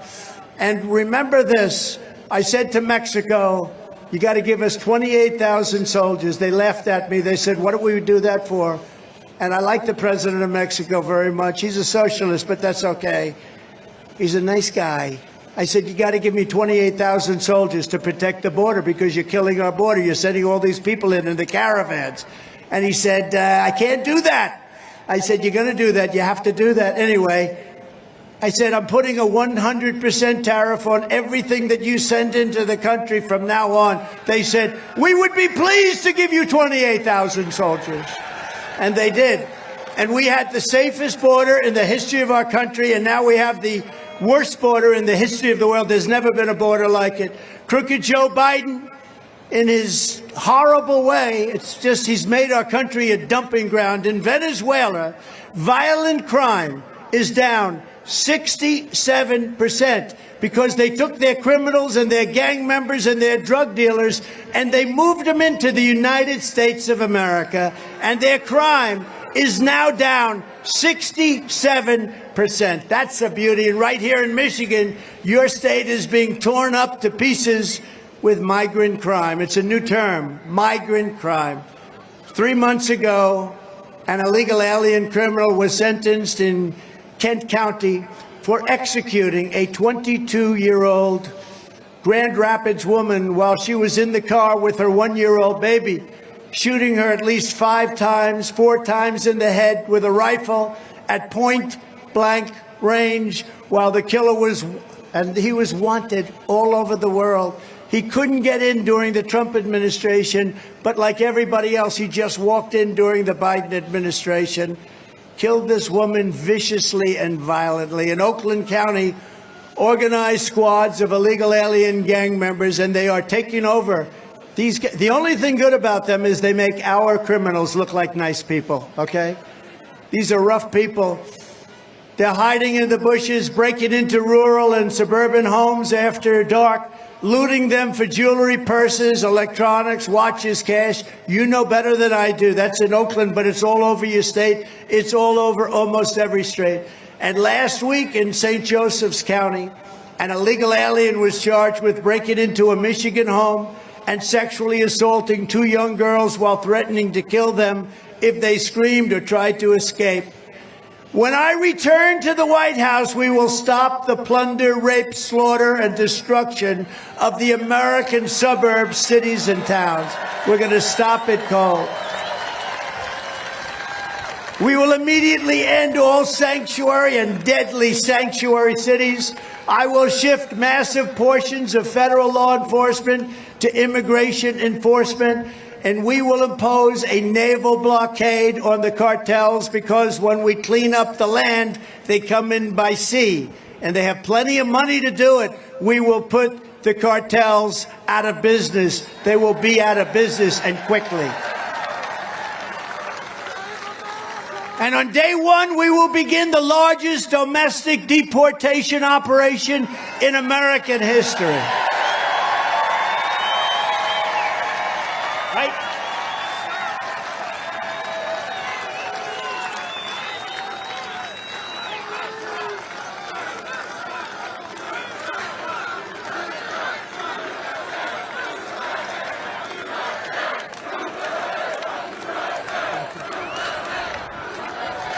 Thank you. All you need to know about Joe Biden is that every 100 days he's adding 500,000 illegal immigrants and $1 trillion in debt. Remember this. They're coming in by the millions. I think the real number already in our country is 15 million. That means traffickers, usually mostly in women. That means drug dealers. But it means a lot of people. And these are people coming out of jails and prisons. They're coming out of mental institutions, insane asylums. These are not people we want. And they're coming from all over the world. You know, they're not coming just from South America. Last week they came, 22 came out of prisons from the Congo in Africa. We wish them well. From the Congo, they came out rough people. Where do you live? The Congo. Where are the Congo? We came out of prison in the Congo. They've emptied their prisons from South America, from Africa, from all over the world, including even places in Europe. They've emptied from Asia. They've emptied their prisons into the United States of America. Prison population all over the world is down, and nobody knows why except for us. We know why. Because the prisons are being emptied into the United States, and the mental institutions are being emptied into the United States of America like we're a dumping ground, because we have a president who's a stupid person, or he hates our country. Or he hates our country.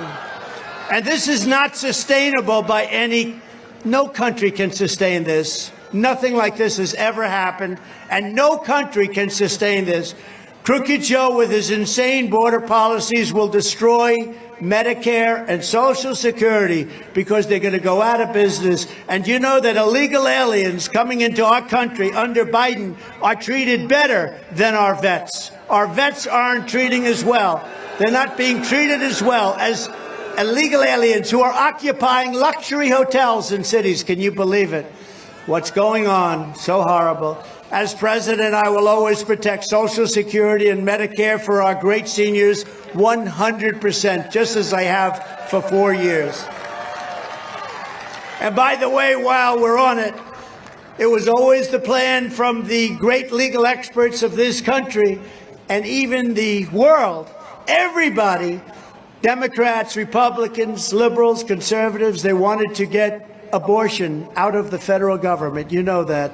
They've been trying to do it for 50 years. Then about 10 years ago, people lost their way, started talking about how many months they have, how many months are we allowed, how many weeks are we allowed, where does it take place, how does it take place, who are the doctors. They started getting into things that had nothing to do with the original discussion on Roe v. Wade. They forgot the idea to take abortion out of the federal government. That was the idea. And to move it into the states and let the states make the decision, let the people decide. After 50 years, we were able to do that. and now you're seeing it done. Some people will be happy. Some people will be okay. Some people won't be quite as happy. Some will be thrilled. Some of the decisions, they vary quite a bit. Some are in conservative states and they're more liberal than they would have liked to see them. Some are in liberal areas and they're more conservative than they would have liked to have seen them. And some people are thrilled at the concept of exactly because everybody basically wanted to get it out. It's wrong to be in the federal government. They wanted to get it out. The states now decide on abortion, and you go to the states, and the states come out, and they decide, which is what everybody wanted for over 50 years, and we got it done. This is different. Remember, from the standpoint of what's happening, nobody wants to see abortion in the 8th month or the 9th month, or nobody wants to see execution after birth. You have a situation where Democrats, in many cases, will allow it, execution after birth, the 7th, 8th, 9th month, and after birth, execution. And if you remember, the governor of Virginia said it. He said, we talk with the mother along with the doctor. She has the baby. We put the baby aside, and we decide what to do with the baby, meaning, do we execute the baby?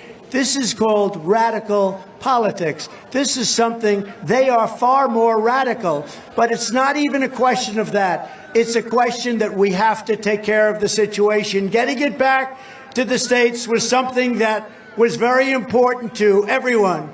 We had to take the radicalism out from the Democrats because when you can do execution or killing at a point in the life cycle, it just can't be allowed, or we're not going to allow it.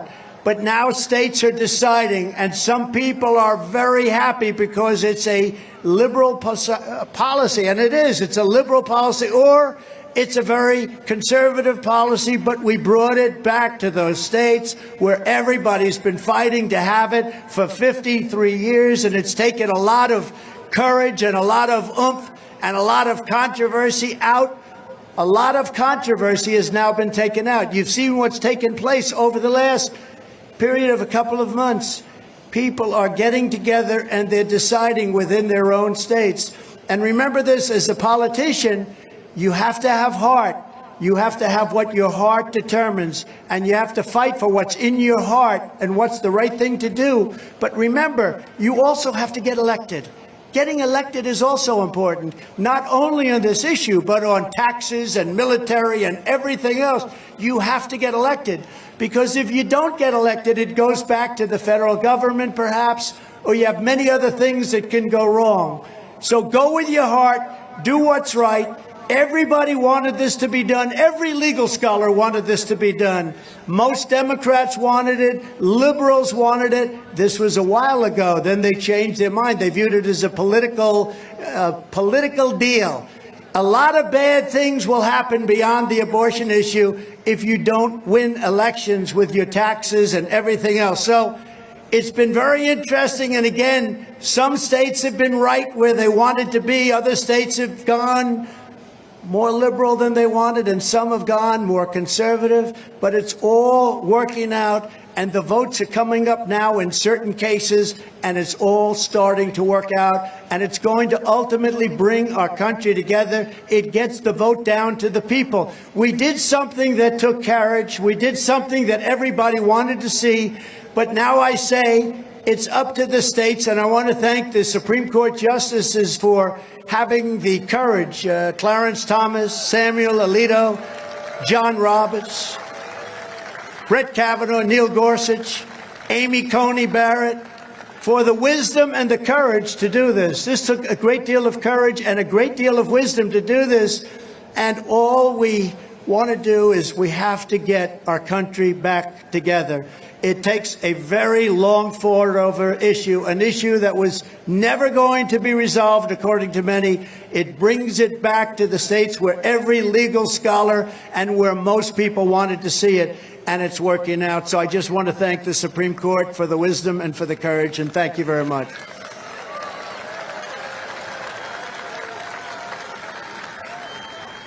From the very first day that we take back the White House from crooked Joe Biden, I believe we're going to have the 4 greatest years in the history of our country. I think we can do that.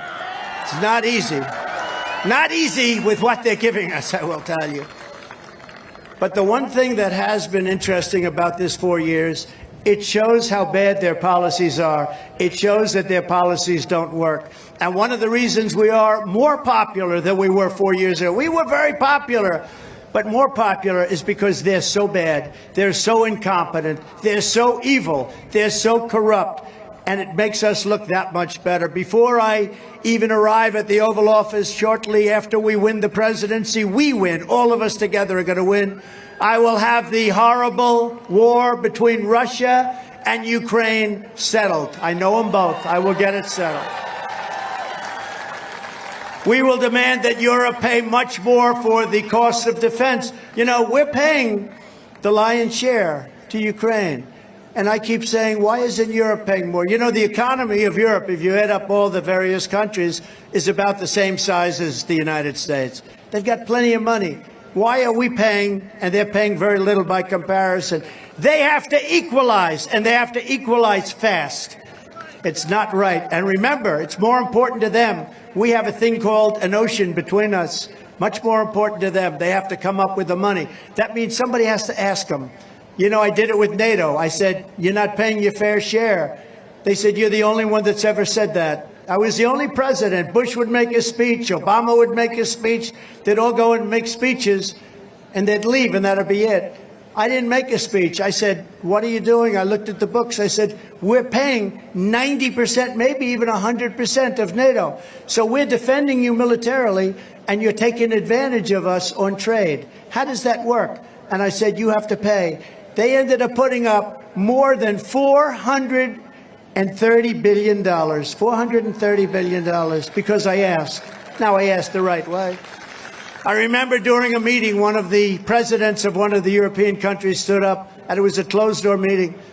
He said, may I ask you a question, Mr. President? Yes. If we don't pay, we're not paid up, and we're attacked by Russia, will you defend us? I said, you mean you're delinquent? You haven't paid? That's right. No, I will not defend you. The next day, the money came pouring in. You got the money. I took a lot of heat from the fake news. They said, you shouldn't treat allies like that. I said, no, allies shouldn't treat us like that. They should pay their bills. And it made NATO much stronger because of it. It made NATO rich and strong. And the head of NATO, the Secretary General, he said, Stoltenberg, he said that Trump is amazing. He did something that nobody else has been able to do. It's incredible. Now, I don't know if he'd say that today, but he certainly said it then, and I think he said it recently even again. And another thing that was very good is a country, Hungary, very strong leader, Viktor Orban. They asked him, why is the world blowing up? What's wrong? This is a few weeks ago. Why is it so bad? What do you recommend? Now, he's a strong man. He's a strong guy. He's a tough leader.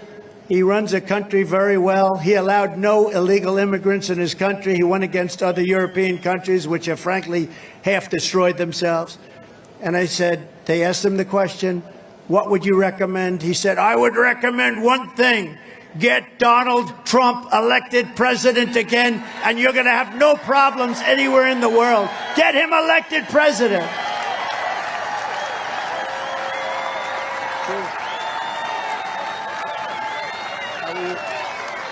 That's true. Thank you. Thank you. It's true. I don't want to be the one to say it, but if I don't say it, nobody else will. That I can tell you. And he used a word I wouldn't use, but he used it. He said, China was afraid of him. I don't like to use the word afraid. Let's say they respected me. But he said, China was afraid of him. Russia was afraid of him. Look what I did to Russia. Nord Stream 2, nobody ever heard of Nord Stream 2. Nobody in this audience. I'm the only one that knew what it was. It's the biggest pipeline in the world going to serve Europe. And I said, so we're defending them against Russia, and yet they're paying Russia billions of dollars a month for oil. How does that make sense? I ended it. I closed Nord Stream 2. Then they say that I was friendly to Russia. I wasn't friendly to Russia. I got along with Putin. That's a good thing, not a bad thing. But I closed Nord Stream 2. And Putin said to me, if you're friendly to me, I'd hate like hell to see if you weren't friendly. This is not good. He was not happy. But I closed up the pipeline before it got finished, before it got built. When Biden came in, one of the first things he did is approve Nord Stream 2, the biggest pipeline in the world. And then they say, oh, Trump was very soft. They're full of misinformation and disinformation. That's all they're good at. That and cheating on elections. That's all they're good at. Biden's weakness has led the planet to the edge of nuclear war.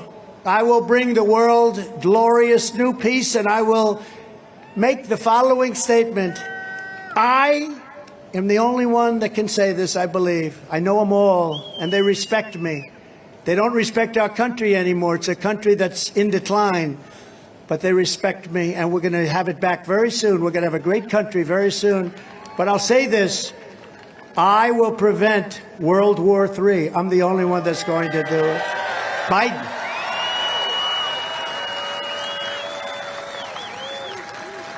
You know, if I were president, if the election were an election that it should have been, you would have never had Russia attacking Ukraine. Even Democrats admit this. Would have never happened. Never did happen for 4 years.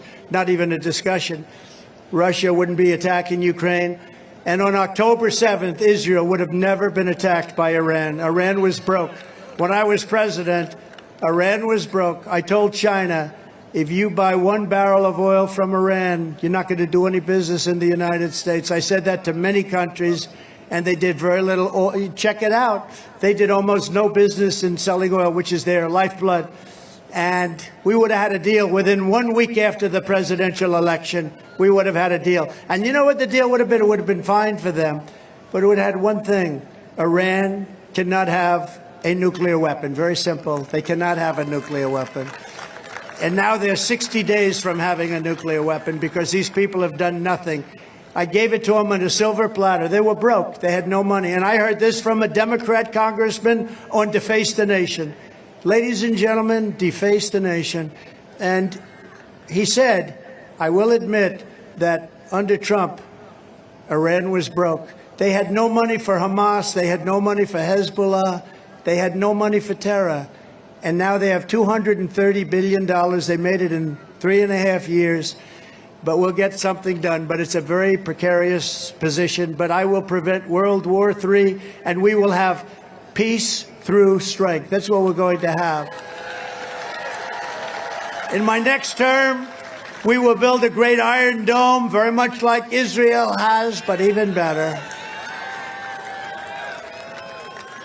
I'm saying, why don't we have that? We should have that too. We have a lot of hostile people out there. We have a lot of bad actors out there. We're going to build the greatest dome of them all. We're going to have it all made right here in America. Some of it's going to be made right here in Michigan. State-of-the-art missile defense shield that will be entirely built in America and will create jobs, jobs, jobs. And we're going to have the greatest dome of them all. We're going to have greater. You saw how effective that was with Israel last week with 300 rockets shot. Every one of them knocked out, every one of them knocked down. Probably if they didn't have it, they wouldn't even have Israel right now, if you think about it, right? All those would have hit various locations. Virtually none of them got through. Amazing. We're going to have a more sophisticated version. We have the technology. We have the genius. We're going to have we're going to build a great Iron Dome. We're going to have a shield around our country, and it's made here, and it's going to be a great thing. We're also going to rebuild our cities, and we're going to make them beacons of hope and safety and beauty, better than they have ever been before. Right now, they're crime-ridden. They're falling apart. They're run by Democrats. I'll work with the Democrats. We're going to rebuild our cities. You see what's happening with your cities. You see Detroit. For 35 years, I've heard about this great comeback in Detroit, and we're still waiting. We're still waiting. It's taken a long time, but we're going to make our cities great again. We're going to take over the horribly run capital of our nation in Washington, D.C., clean it up, renovate it, rebuild our capital city so that it will become the most beautiful capital in the world again, and we're going to get rid of the horrible, violent crime that's taking place there. You go there from Michigan and you end up getting stabbed or shot, and people aren't even going. It's horrible. Graffiti all over the place. We're going to take it back. We're going to make it beautiful. We're going to renovate it and build it, and we're going to make it much more beautiful than it ever was. It'll be the most beautiful capital city anywhere in the world, and we have an obligation to do it. On day one, I will sign a new executive order to cut federal funding for any school pushing critical race theory, transgender insanity, and other inappropriate racial, sexual, or political content onto the lives of our children. I will not give one penny to any school that has a vaccine mandate or a mask mandate.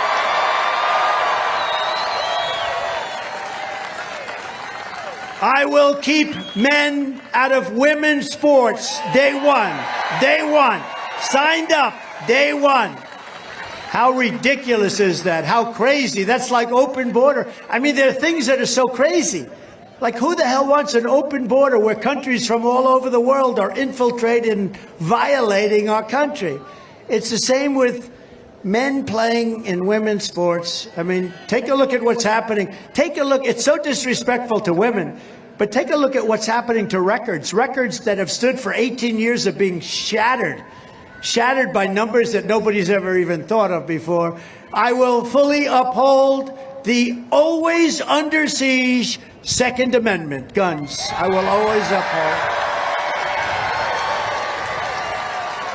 We will protect innocent life, and we will restore free speech, and we need free speech in this country. And I will do something that nobody else has a passion for like I do. I will secure our elections and make them real, beautiful, safe elections. And our goal will be one-day voting with paper ballots, proof of citizenship, and voter ID. Very simple. Voter ID. But until then, Republicans must win. We have to win. We have to win. That's why I say, use your heart. Go back to the abortion question. We have to win, but we have to go out. Otherwise, it's going to be a very, very bad period for this country. We have to win those elections. We want, in the case of our election, our presidential election, we want a landslide that's too big to rig. Too big to rig. We got to make it so big. Because one thing we know, at a certain level, they can't cheat. They can cheat, but it won't matter. So we think we're going to have them stopped, but that's what they do best. We want to make our win too big to rig. If you took the 10 worst presidents in the history of the United States and added them up, they would not have done near the destruction to our country as crooked Joe Biden and the Biden administration has done. And I used to say, and you know that because a year ago, if you heard me at a rally, and the rallies are bigger and better and stronger than ever before, the whole thing is ready for a big victory on November 5th. But if you heard me, I used to say if you took the 5 worst presidents, now I said that's not enough. Now I say 10 worst. I have a feeling by the next time we meet, it'll be the 15 and maybe the 20 worst. He's so bad. He's the worst president ever. It's pathetic. And you know what? As a country, we're laughed at all over the world. All over the world, we're laughed at. He flies to Saudi Arabia to meet the king. He's in the plane for 24 hours. He stumbles out of the plane. He meets the king finally. And instead of shaking his hand, he gives him a fist pump. In other words, don't touch me. I don't want to touch your hand. This is what we got negotiating for us. He can't negotiate, he can't do anything right, and everything he touches turns out bad, and we just don't want it. We want to make our country great again. We're tired of watching this clown show. So if you want to save America, get every common sense person you know, you go register and vote Republican. You got to vote for us. You got to vote for Mike and everybody else on the ticket. But we're going to turn it around fast, Mike, right? We're going to turn it around fast, and he's going to be a great help. I'm so happy that he's running, frankly. I'm so happy. So in conclusion, together, we are taking on some of the most menacing forces and vicious opponents our people have ever seen. We've never seen anything like it. But no matter how hateful and corrupt the communists and criminals we're fighting against may be, you must never forget, this nation does not belong to them. This nation belongs to you. It belongs to you.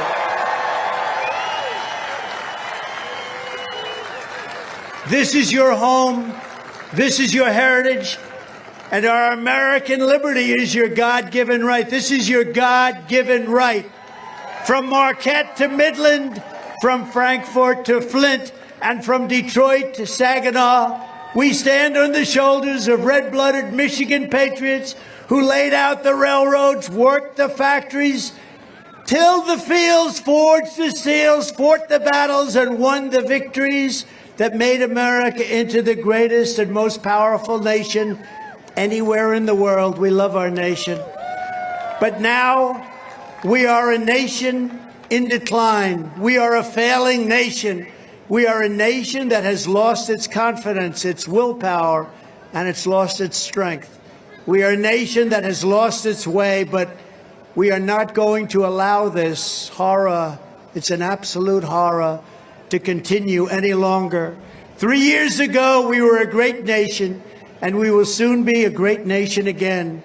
It was hard-working patriots like you, the people of Michigan, who built this country, and it's hard-working patriots like you who are going to save our country. Our country must be saved. Our country is in big, very dangerous trouble. Our country has never been in a position like this. We're laughed at all over the world. We're not respected by anybody. Our economy is going to hell. Inflation is eating everybody alive. Everything is wrong with our country. There's nothing that's going right. We will fight for America like no one has ever fought before. 2024 is our final battle. With you at my side, we will demolish the deep state. We will expel the warmongers from our government. We will drive out the globalists. We will cast out the communists, Marxists, and fascists. We will throw off the sick political class that hates our country. We will rout out the fake news media. We will drain the swamp. And we will liberate our country from these tyrants and villains once and for all. We will liberate our country.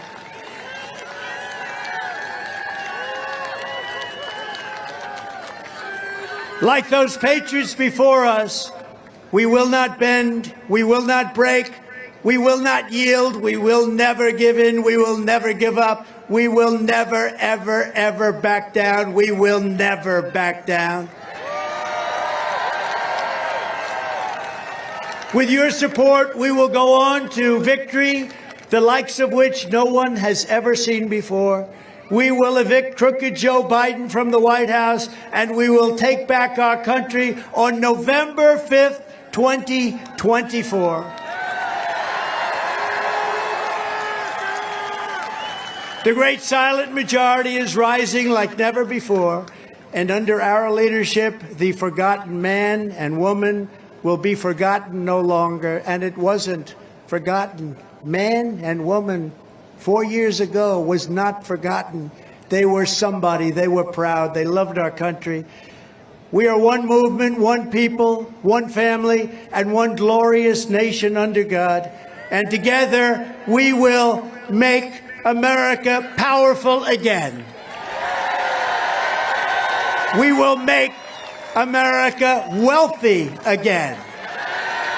We will make America strong again.